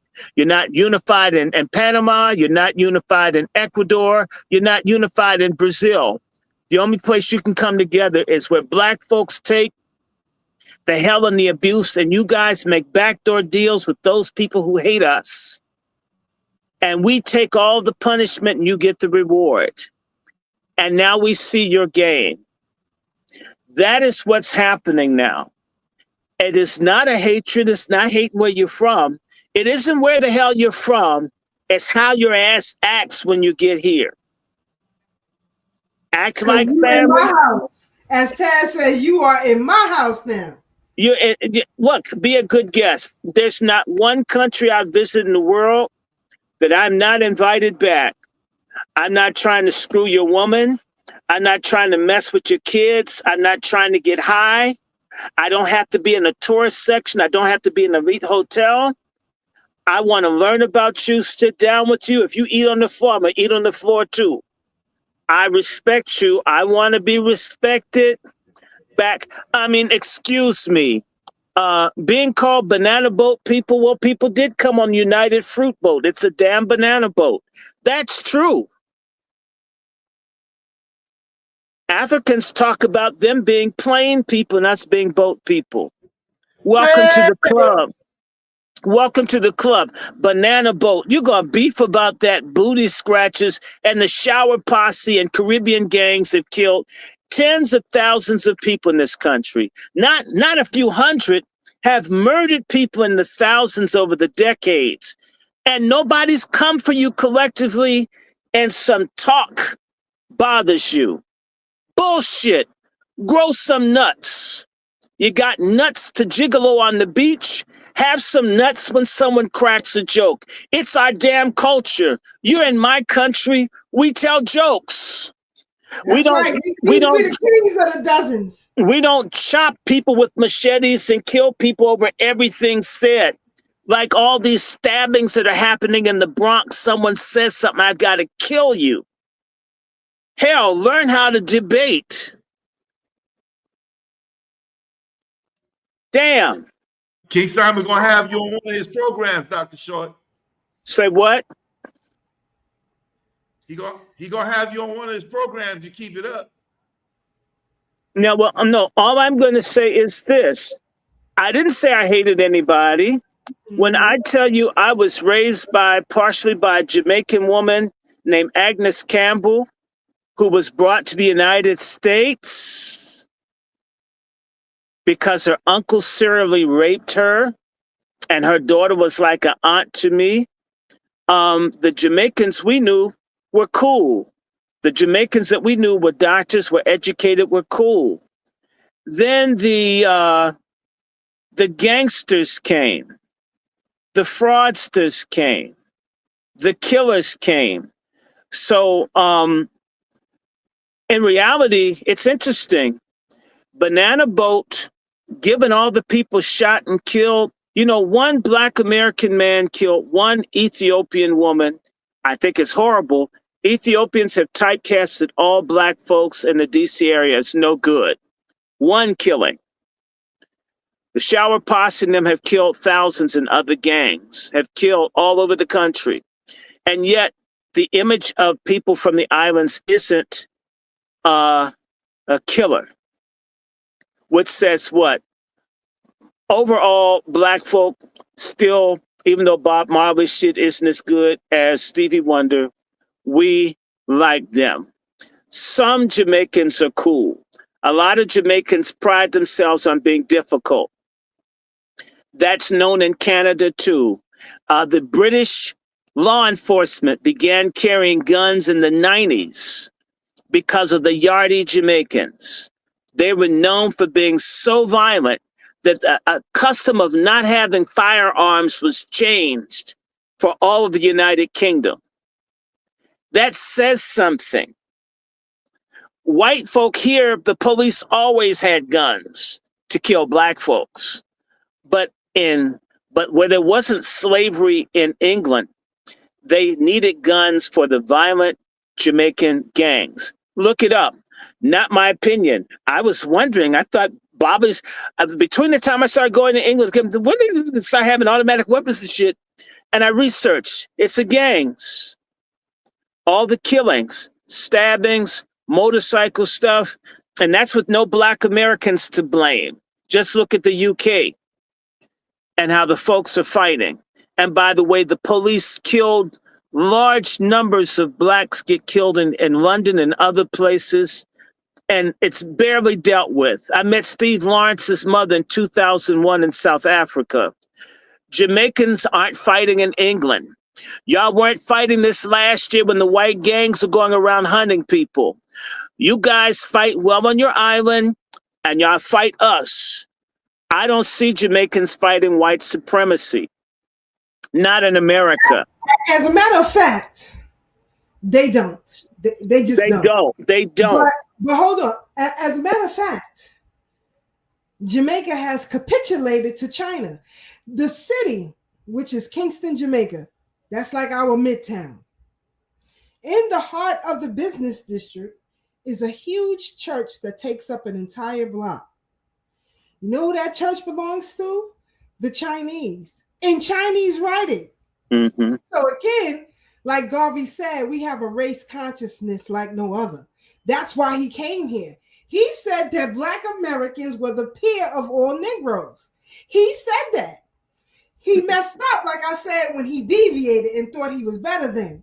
That's when he fell off. And he not only deviated, the Black folks down in the South where you could get lynched for being a Garveyite couldn't get any help. They took our money, but they didn't want us.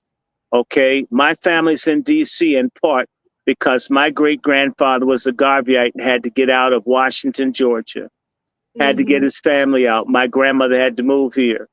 The UNIA wasn't there for the people down South. They took the money and they stayed up in the big cities where there were numbers. And by the way, could talk to the Ku Klux Klan, but wouldn't even come and see about the brothers and sisters on the front lines. Good enough to spend our money, good enough to use our solidarity, but not good enough to even come see about us or even write letters of support. You could even meet with white eugenicists that didn't even want us to exist.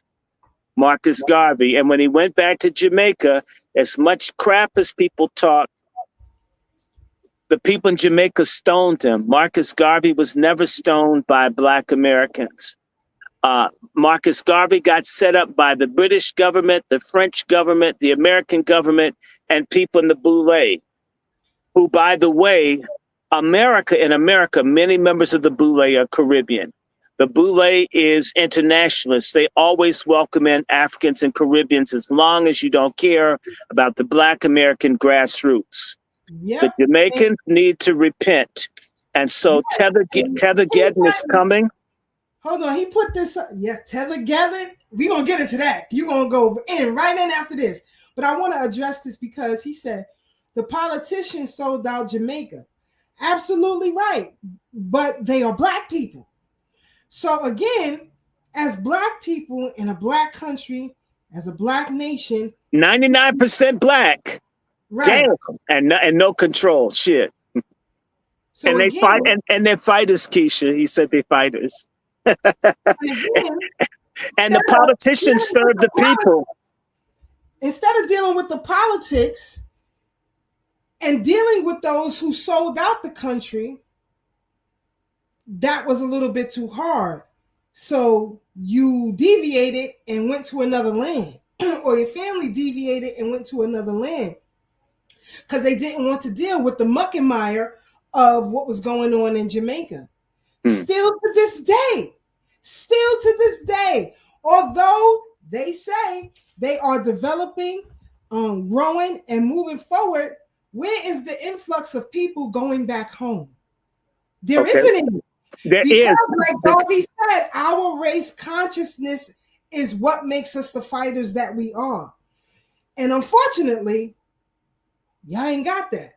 They ain't fighting. And in fact, did you see how light-skinned this new prime minister, how come all the prime ministers are light-skinned in Jamaica? I mean, they're browns and they're not even Black. They take colorism. Huh? They usually have breeds. My point is they're browns. They're not even Black Jamaicans. They don't even identify with those people. And by the way, let's go back to when we were younger, Sister Keisha.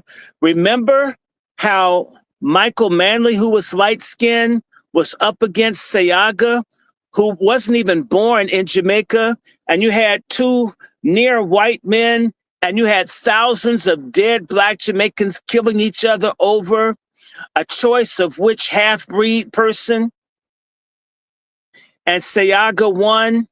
And by the way, the trade-off to them is, we're not going to develop Jamaica, but you know what? We'll let you sell drugs and kill Black Americans. That's the payoff to the Jamaican masses. We'll let you come and fuck our people. The same way they let the Mexicans, the government of Mexico won't take care of its people. And there's a gentleman's agreement between Mexico and the United States.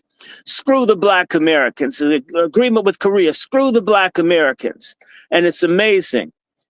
When I was in the hospital with my mother back in March, there's a nurse, I'm forgetting her name, but I have her picture. She was very nasty to me when I was in the hospital this month last year.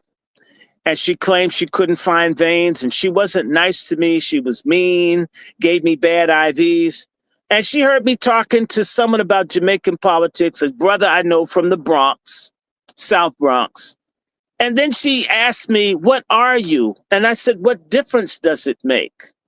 Well, what are you? I says, I'm an American. She says, well, what are your family? They're American too. And so are my grandparents.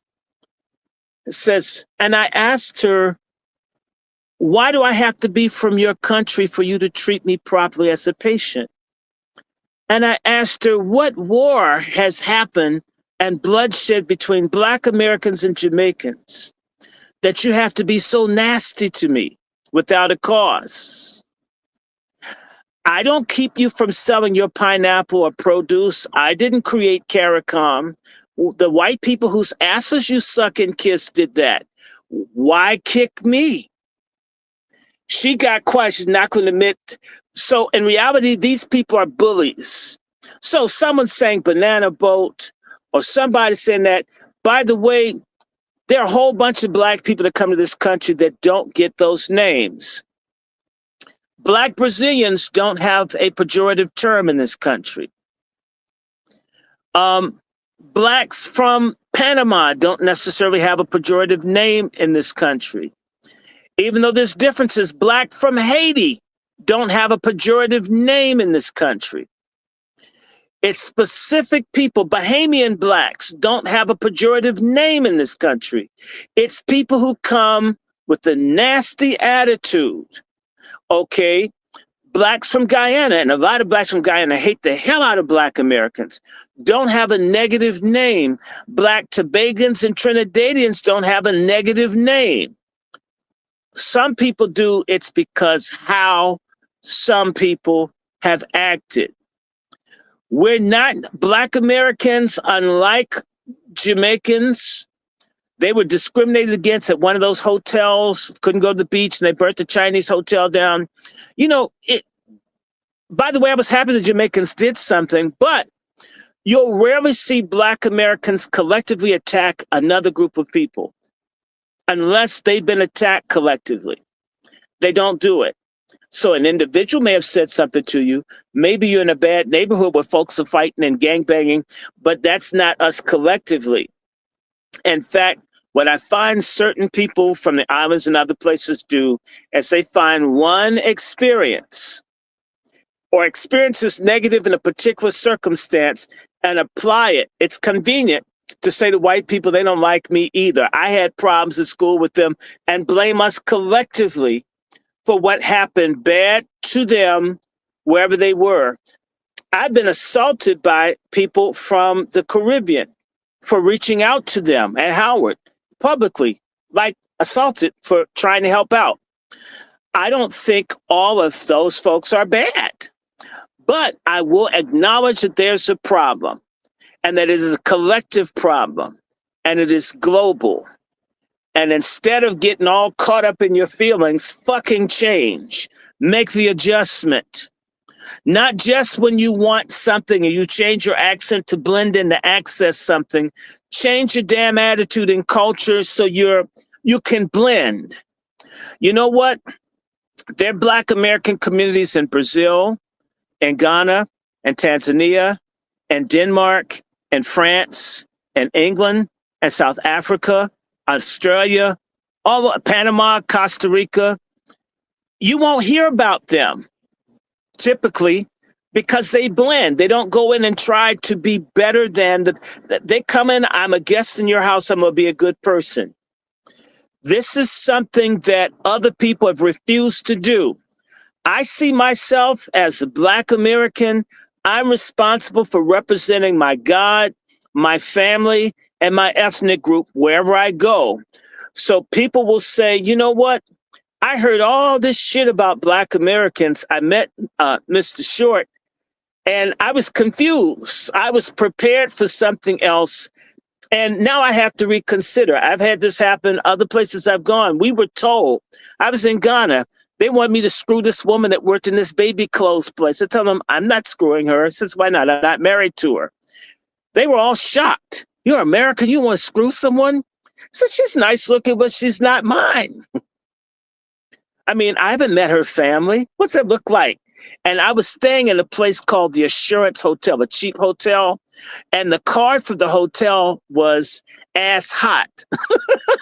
What's on the card? And I'm like, you know, I'm not coming to your country to act like this. People come and they put on their worst. They do their worst. They're engaged in human trafficking and drugs and scamming and killing. They do their worst, and then you run around and wave your flag and draw attention to your nationality and then tell us not to notice. Let me tell you something. dumb and a dumb fuck Black American is somebody running around another country waving the American flag. I've been all over the world. I've never seen a Black American wave an American flag anywhere but in the United States. Out of respect for the fact that the United States is a wicked country in terms of how it deals with people internationally. I wouldn't want to insult someone who's been victimized by the United States Armed Forces or the IMF World Bank. I don't want to do that. I am an American national by conquest. And so I deal with it the same way all of us are who we are through conquest. But I would never run out somewhere and be waving a flag in somebody's face in another country. I would consider it out of my place. It's the same way I wouldn't try to do a Christian prayer or eat a pulled pork sandwich in a mosque. Muslims don't eat pork. They're not Christians. Sit your ass down and let them do salat until they're finished. The problem here is a respect problem. And the problem is folks respect white people and hate the people that made white people great. However, Tethergeddon is coming. And Tethergeddon, like you heard about that Jamaican dude that had been here 30 some odd years, they're deporting him and they're deporting his mom. I've met people who would boast, I'm never going to get American citizenship. Fuck America. I hate this country. They've been here 40 years. Grandchildren, everybody's here and you hate America so much. I mean, why don't you leave? I mean, I get it. I know people, I have friends, they're Black Americans, they have left. Fuck America. They're in Ghana, they're in Brazil, they're in Japan. They left. Yeah. You hate America, but you won't leave. You love the other country so much, but you won't go back. Somebody's lying. In fact, let me give you my joke, my Nigerian joke for a poor Nigerian. You know how many bathrooms, how you can tell how many bathrooms you have in a Nigerian house? How many? How many you have? By the number of windows.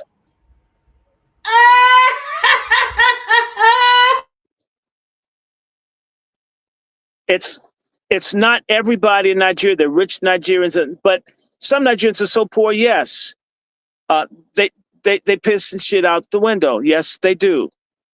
Yes, they do. The little community on stilts in Lagos. Yes, they do shit out the window, piss out the window. Yes, they do. A window is a bathroom. People don't want to go back to that when they've had better.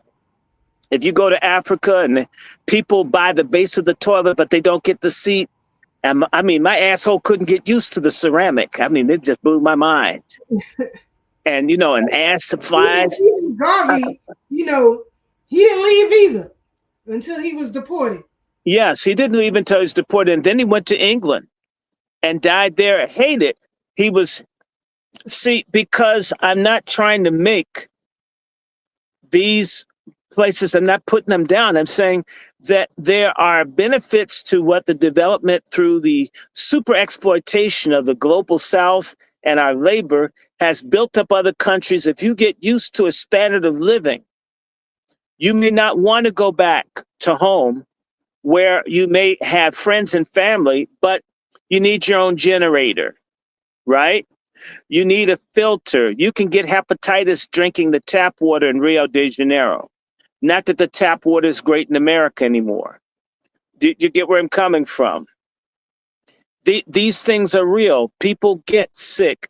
First time I went to Senegal, I got dysentery. There was some shit in the water.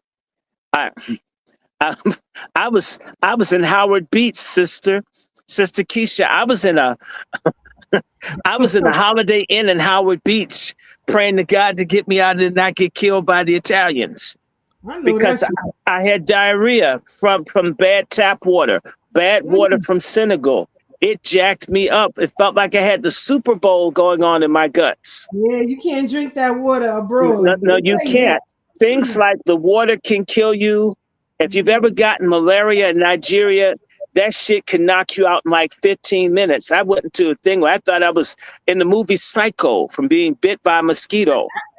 I mean, and they got the stuff can kill you. You don't have to deal with some of that here.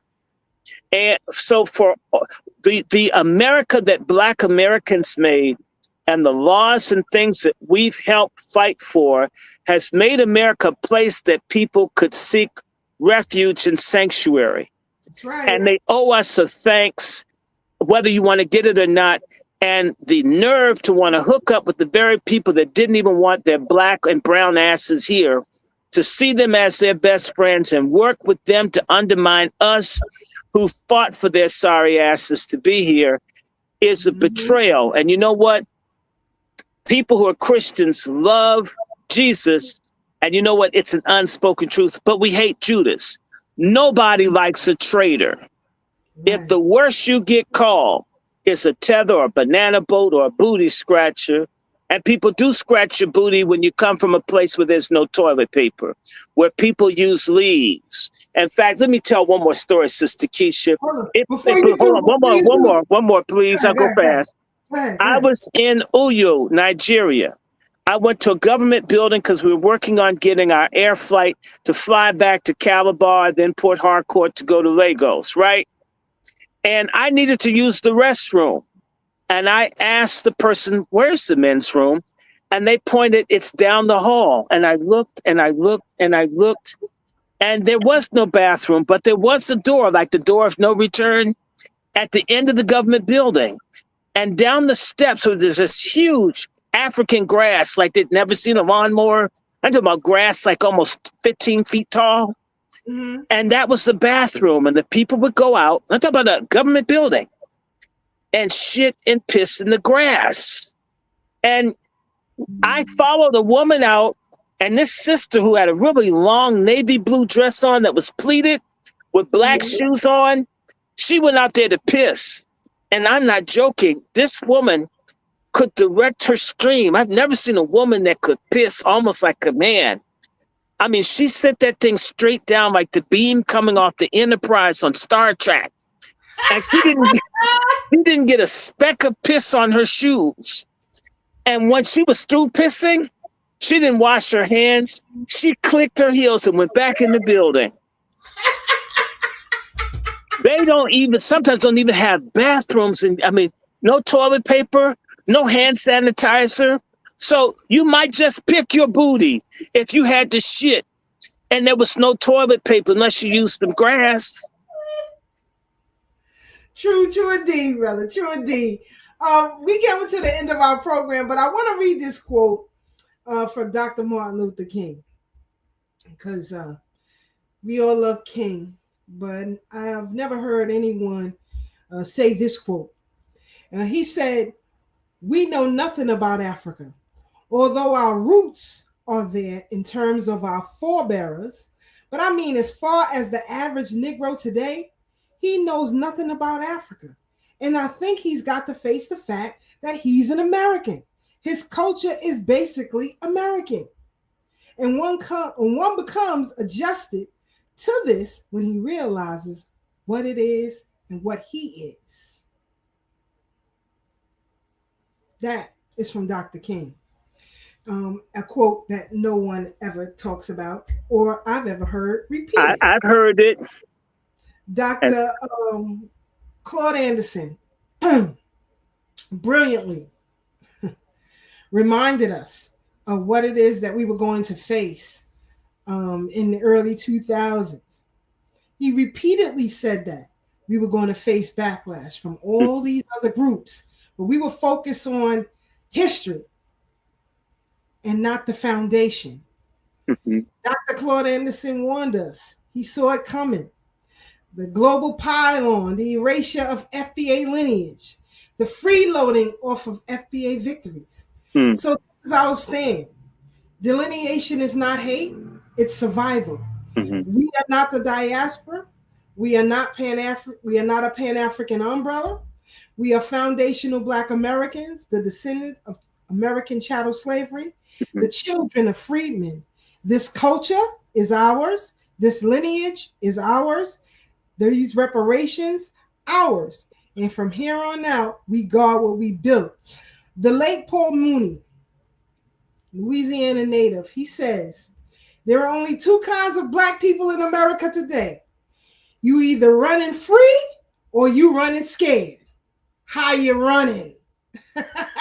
Sister Keisha, Go ahead, I want to bring to your attention, right there at New York University, a Senegalese United Nations rapporteur and scholar by the name of Doudou Diné.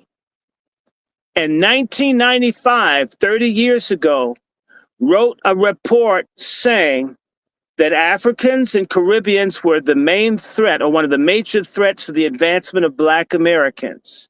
And none other than that sexual predator by the name of Bill Clinton had this man run out of the United States. This is from the United Nations High Commission on Human Rights, concerned about our situation, said this 30 years ago. I've had people curse at me for quoting. They keep saying the UN, the UN. I says, right, well, they're the ones that sent the rapporteur. But you know what? I call it scam Africanism. We have a lot of cowards here that wear kente cloth and tie-dye. They're all sleeping with white people, or they're gay, or they're on some kind of drug or some kind of stupid religion, right? Leave the little chickens and shit alone, right? Okay. Leave the goats alone. I like goats too. These people believe in this fake ass Alex Haley roots. I keep telling people, you know this, Sister Keisha, Alex Haley was a government agent. He pimped out my family's lineage and other people's stuff. He didn't even write the book Roots. Other people put shit in. When he went on trial, he didn't even know how the shit got in there. Alex Haley's a fraud. Roots, as I tell everyone, was stolen from my cousin, the pioneer genealogist, Thelma Short Doswell. Alex Haley never gave his history. So they got Negroes looking backwards, wanting some rustic village and shit. We should want modernity. We should want what we have now, toilet and toilet paper and deodorant. I mean, modern inventions to a lot of people when they get here, shit. Like, there's more than one color of socks. It's not all white. I mean, just tell somebody, okay? There are other colors. It's black, blue, navy, argyle. It's not just white, right? This is a situation where these people are pointing to the past. They're always talking about Egypt. They're talking, what about all of the Black Wall Streets? Little Egypt, Wilmington, North Carolina, not just Tulsa, East St. Louis, all these Black communities, the cities that we built that they destroyed. Why not deal with here? These people are selling us a Philadelphia cheesesteak on the moon when they can't give us a piece of bubble gum on the street here. This is Pan-Africanists. They're either Marxists or they're Islamists. They're trying to push an agenda that is not cogent with our cultural history in this country. They're ashamed. In fact, they're defeatists. They don't think, even if we're just 60 million people, that we can't make these racist devils give us our MFM. And you know what MFM stands for, okay? Mother effing money. That's another way of saying reparations. So in other words, we need to free everybody. We got to kick the Arabs out of North Africa. We got to get the people off the Canary Islands, and we got to get the whites out of South Africa. And if we help all the people in Africa, then they'll help us. Shit, they don't help us now. We already know it. The Pan-Africanists are liars. The Pan-Africanists are frauds. The Pan-Africanists can't even get unity in any given country in Africa. I wish they could. They can't. But in reality, we're the best model of Pan-Africanism because we come from 1,200 different African groups, hundreds of Native American groups. We're blended with people from South and Central America as well as Europe, and we're a unified Black people, more unified than anybody else. We're the essence of Pan-Africanism. I tell people I have a Stalinist view of Pan-Africanism. Before Stalin, Lenin and all these people wanted global communism. They're going to have communism everywhere. And Stalin says, no, make communism work in one place, and then you can take it somewhere else. We need to make our foundational Black American ADOS Freedmen, Pan-Africanism, and aboriginalism work here for us, and let the other people catch our dust as we develop ourselves, instead of running and begging for somebody with no deodorant, with cowrie shells on the hat, that wants to kill a goat. Don't tell me about their future. Most of these people don't know anything about Africa or their history either. I'm saying this to you as a teacher, meeting Africans that don't know, have traveled less of Africa than I have. Don't even know you're African till you get to America, and don't want to admit to being Black except for when you want to get something. We With don't that need said, brother, we gotta close it out. We gotta get up out of here. We definitely appreciate Dr. Randy Short giving us the 1-2, and all you tethers who've been out of pocket. You're gonna continue to get this work, as he said. Yeah, Tethergeddon is coming. You know what? Y'all may as well invest in some luggage, because y'all asses gotta go. You know, can I sing my song? Leaving on a nice plane, won't see your vulgar ass again. Leaving on a nice plane, so quickly and smile for me. Go back to the shithole country, because you're leaving on a nice plane. Okay, right? Won't see your illegal ass again. Leaving, right? Gotta go, brother. Gotta go. Okay, bye. Appreciate you, Dr. Shaw. Always please follow him on all your social media platforms.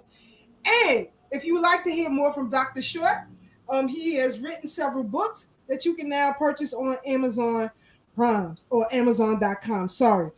And if you have Prime, you get that free shipping. So definitely purchase his work. Angry Black Men's Book Club and Sister Keisha, you know, they took down all my Cash Apps. You know, I've been raising hell with that punk ass dude that started, you know, DeRay McKesson, the one that looked like the chimpanzee from the, the Planet of the Apes Part 2 with the blue jacket on, you know, the one that messed up stuff in Ferguson. So, you know, they took all my Cash Apps. They're going to make my ass be broke. Since they can't shut you up, if they can't shut you up there, they'll make you broke or they'll shoot you. Right. But anyway, just Angry Black Men's Book Club, and you know, and your feelings will get hurt if you're not correct. And by the way, I love everybody that loves us. Okay, right? And I can say to you, I've given tens of thousands of dollars to various people throughout the diaspora, and I'll keep doing it. So the Bible says where your heart is, so is the treasury. So I have love for people. But you can't fuck us in our home country. That shit's over. It's done. Right. Tethergeddon's coming. Get some luggage. Start selling those homes. And brother, don't get married to anybody that's not a citizen for the next 120 days. Because a lot of folk are gonna start. I mean, they're gonna rain sex. And sisters, please don't take the pipe. I know he's built like he's got a plantain, but it's not worth the poison plantain. Let him go home. Okay. Viagra's still on sale. You don't have to go that way. Okay. All right, brother. All right. I'll see y'all.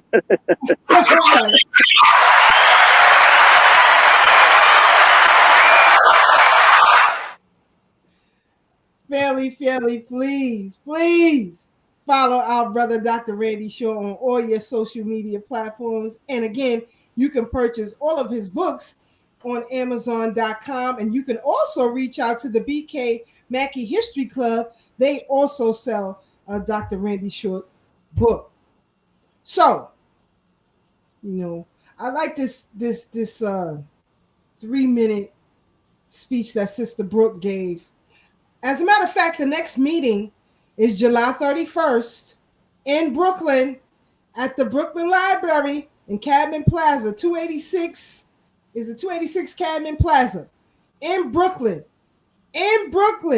July 31st from 4 to 8 p.m. Be there, be ready, and if you down with us and you rocking with us, show up. Tell your organization. Hey, that's a Thursday. They're out of pocket and they need to be on code with us. And until they get on code with us, they're going to continue to get this Tethergeddon. I'm gonna play this. Then we'll come back with my sister and brother with their final comments, and we'll close y'all out. Because Brooke said this from the foots. You know, sister was stomping the foots for people who are confused still. Services rendered. If you weren't here and you did not render any services during slavery, you do not qualify for reparations. Nationality and citizenship are loud conversations today, while people are flying, voting, walking, riding into this country in the pursuit of U.S. citizenship. None of these groups share the centuries-long history we have in this land. None of them fought this government and won. None of them are owed a red cent by this nation, but the freedmen are. Freedmen, that's the title this government gave us. Foundational Black Americans, that's the name we chose for ourselves. We are Americans. How dare you fight for others to be called American, yet refuse to acknowledge who we are and call us by our names? We are foundational Black Americans. We were here before the U.S. was formed, before this was even a destination for immigration. We built this nation. This country wasn't a place that people wanted to come to, not at first. Even Europeans didn't want to immigrate here willingly. Many were sent by force, prison, or exile. That was the bargain. They were sent here because this land was not desirable, not until we turned it into something that now the world fights to enter. Call us by our name. We are the freedmen. We are the foundational Black Americans. No disrespect from the continent, no disrespect to continental Africa or Africans, but how many of them are dying to come to America and become what we already are? Are thousands, no, millions of them fighting for American citizenship right now? So again, call us by our name. The refusal to recognize us by the name we chose is giving white racist Cassius Clay Muhammad Ali energy from kinfolk who clearly aren't kinfolk. In today's climate,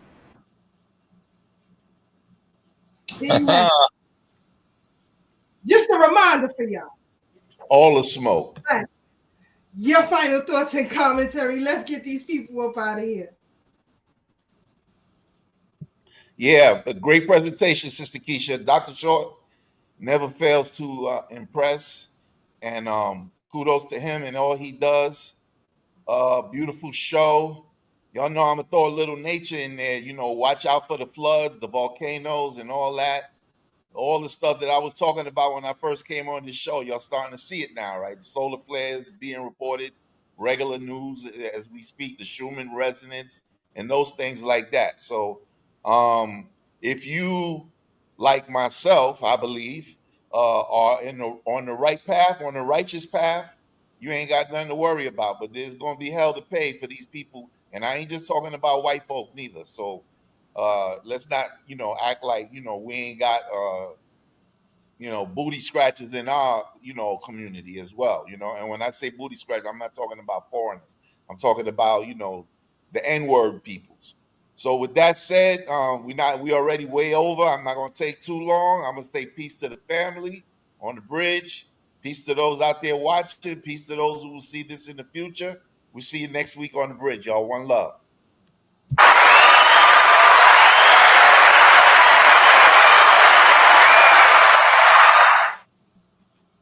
So my final thoughts is Dr. Randy Short always gives us the knowledge, and knowledge was gifted today. Let us absorb that information, digest it, and share it with people. Either share this show with people or share the knowledge that was gifted with the people, indigestible measures that that your collective can absorb. With that said, everything is flourishing. The garden is just making so much healthy babies for us to eat. What else? It's good times. Enjoy the weather. Make sure you hydrate yourself because it's going to be hot in New York tomorrow and Saturday. And last but not least, if time may not flourish for you, fight with it and make it flourish, because time is yours to wield. And of course, this is an ancestral time. Like Brother Black will talk about in some future moments. Excuse me, my nose is itching. This is a lion's portal. This gate is opening from now to the 8th. It's time to manifest and do great things for yourselves. So consider your family, consider your loved ones, consider everyone that you truly care about as you move forward. Sister Keisha, another happy arrival date to you, because you matter so much. And thank you for all that you do. You know, don't take for granted the things that you do, because the reciprocity isn't there. Know that on the other side, reciprocity is being gifted to you. Doors are opening up for you. So don't think about it right here. Think about it everywhere. With all of that said, have a great time. See y'all next week. As she says, Sister Keisha, the doors of the church are open. This is the day the Lord has made. Let us rejoice and be glad in it. Happy birthday, sis. Thank you. Hey, Tad. Yo. Tad, before you go, if you keep that up, we're going to take the A out your name and we're going to call you that other name. TD? That's all right. You know his favorite phrase. The dollars. TD face. That's all right. But what I do want to say is Dr. Shaw said so much that I agree with. I'm glad that we're truly in alignment.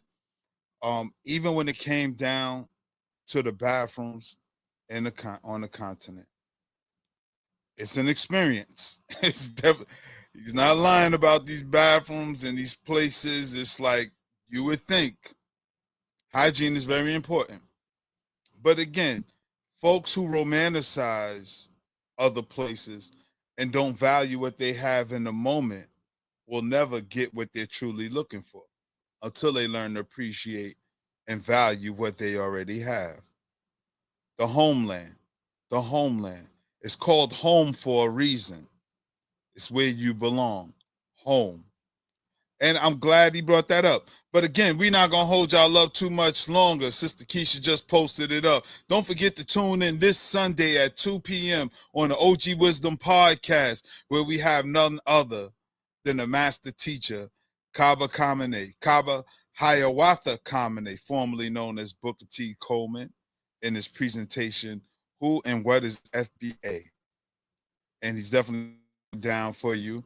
I'm glad to know that, Sister Keisha, that we are in alignment without even consulting with master teachers. In fact, without you and I having this discussion, we created the paradigm shift, because many of us who have truly been doing the work, truly traveling, investing in the books, lectures, presentations, really spending our money to get this knowledge and information and organizing the people, we see the flaws, not only in the behavior, but in the ideologies and the thought processes. So we're moving in the right direction. We're thankful for everybody who tuned in and rocking out with us. Thank you for everybody who's watching on the playback. Again, to this Sunday at 2 p.m., the OG Wisdom podcast.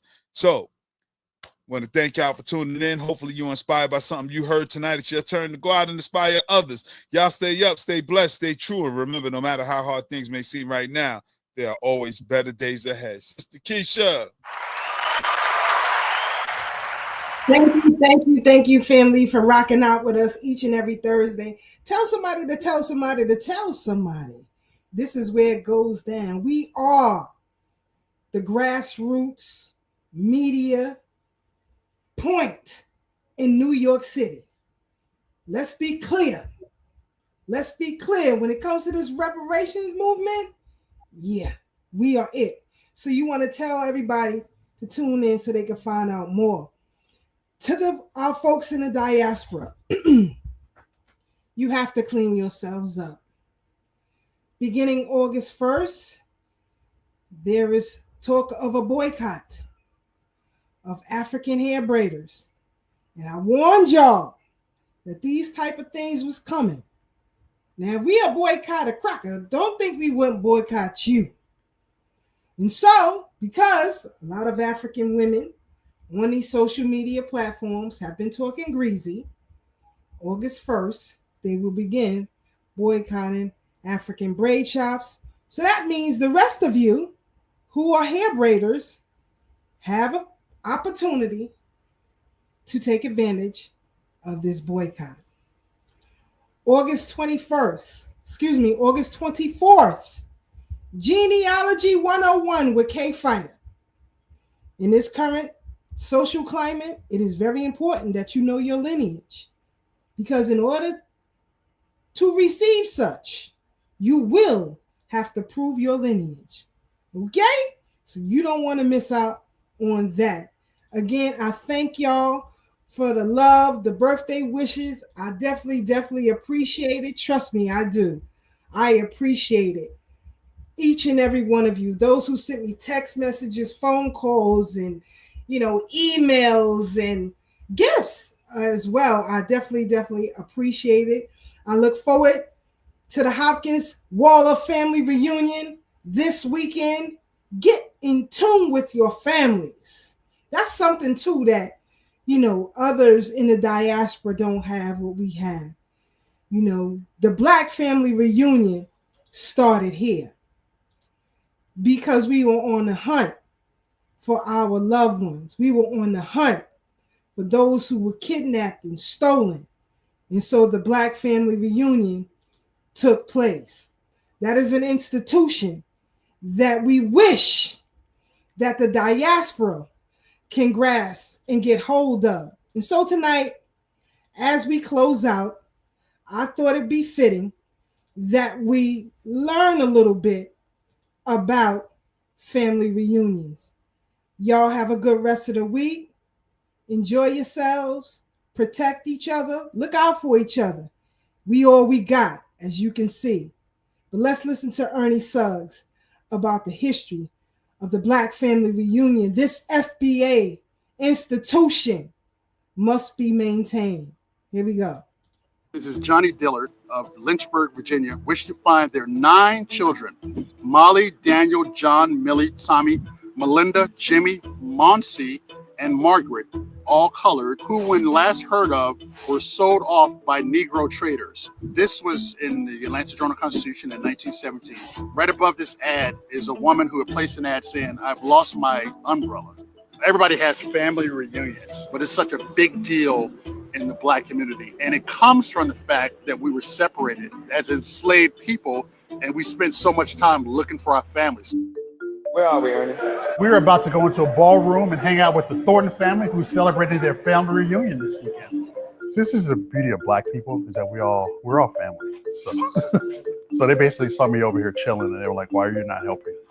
When you think about family reunions, Black people travel at a higher rate to see family than any other group. Pew has done data on this. No ethnic group in the country take family reunions more seriously than Black people. One of the best things about it is to get the young kids to understand where we come from, so they can carry this on after we move on. This is where it started, where the star is, down there in Georgia. It's a huge responsibility because you're going to have to carry this forward. It is, but it works out. So then our kids didn't know where we all started.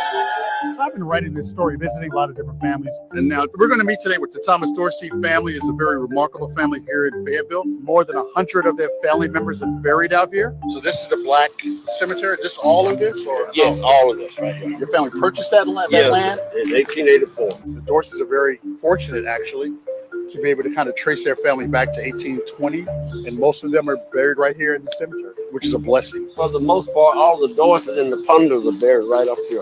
I just want to know not only where I'm coming from, but who is connected to me. So family reunions help us to come back together and make sure we know where our lineage lies. Writing this story has been emotional. Here we have a family quilt. We make them every year. But it's also been eye-opening and powerful and joyful. because I get to see how different families celebrate. I get to see how different families mourn. I get to see how different families appreciate where they came from while also projecting where they're going to go. I'm going to read you this. It says, Mr. and Mrs. Johnny Dillard of Lynchburg, Virginia, wish to find their 9 children, Molly, Daniel, John, Millie, Tommy, Melinda, Jimmy, Monsi, and Margaret, all colored, who when last heard of were sold off by Negro traders. This was in the Atlanta Journal-Constitution in 1917. Right above this ad is a woman who had placed an ad saying, I've lost my umbrella. Everybody has family reunions, but it's such a big deal in the Black community. And it comes from the fact that we were separated as enslaved people, and we spent so much time looking for our families. Where are we, Ernie? We're about to go into a ballroom and hang out with the Thornton family, who's celebrating their family reunion this weekend. So this is the beauty of Black people, is that we're all family. So they basically saw me over here chilling, and they were like, why are you?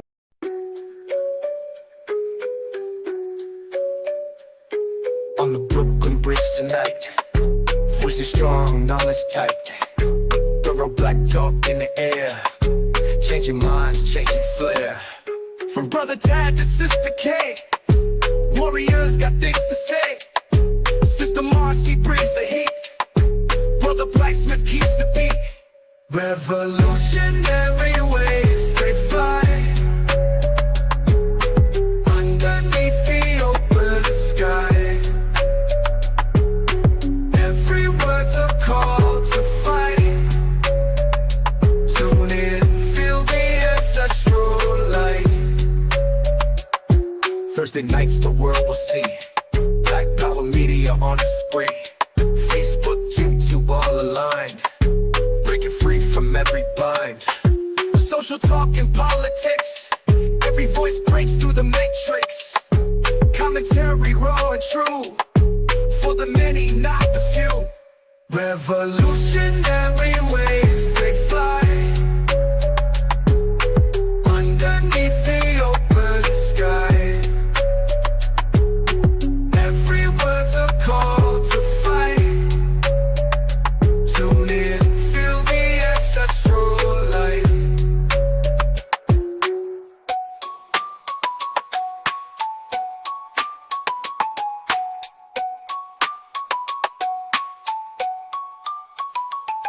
Social talk and politics, every voice breaks through the matrix.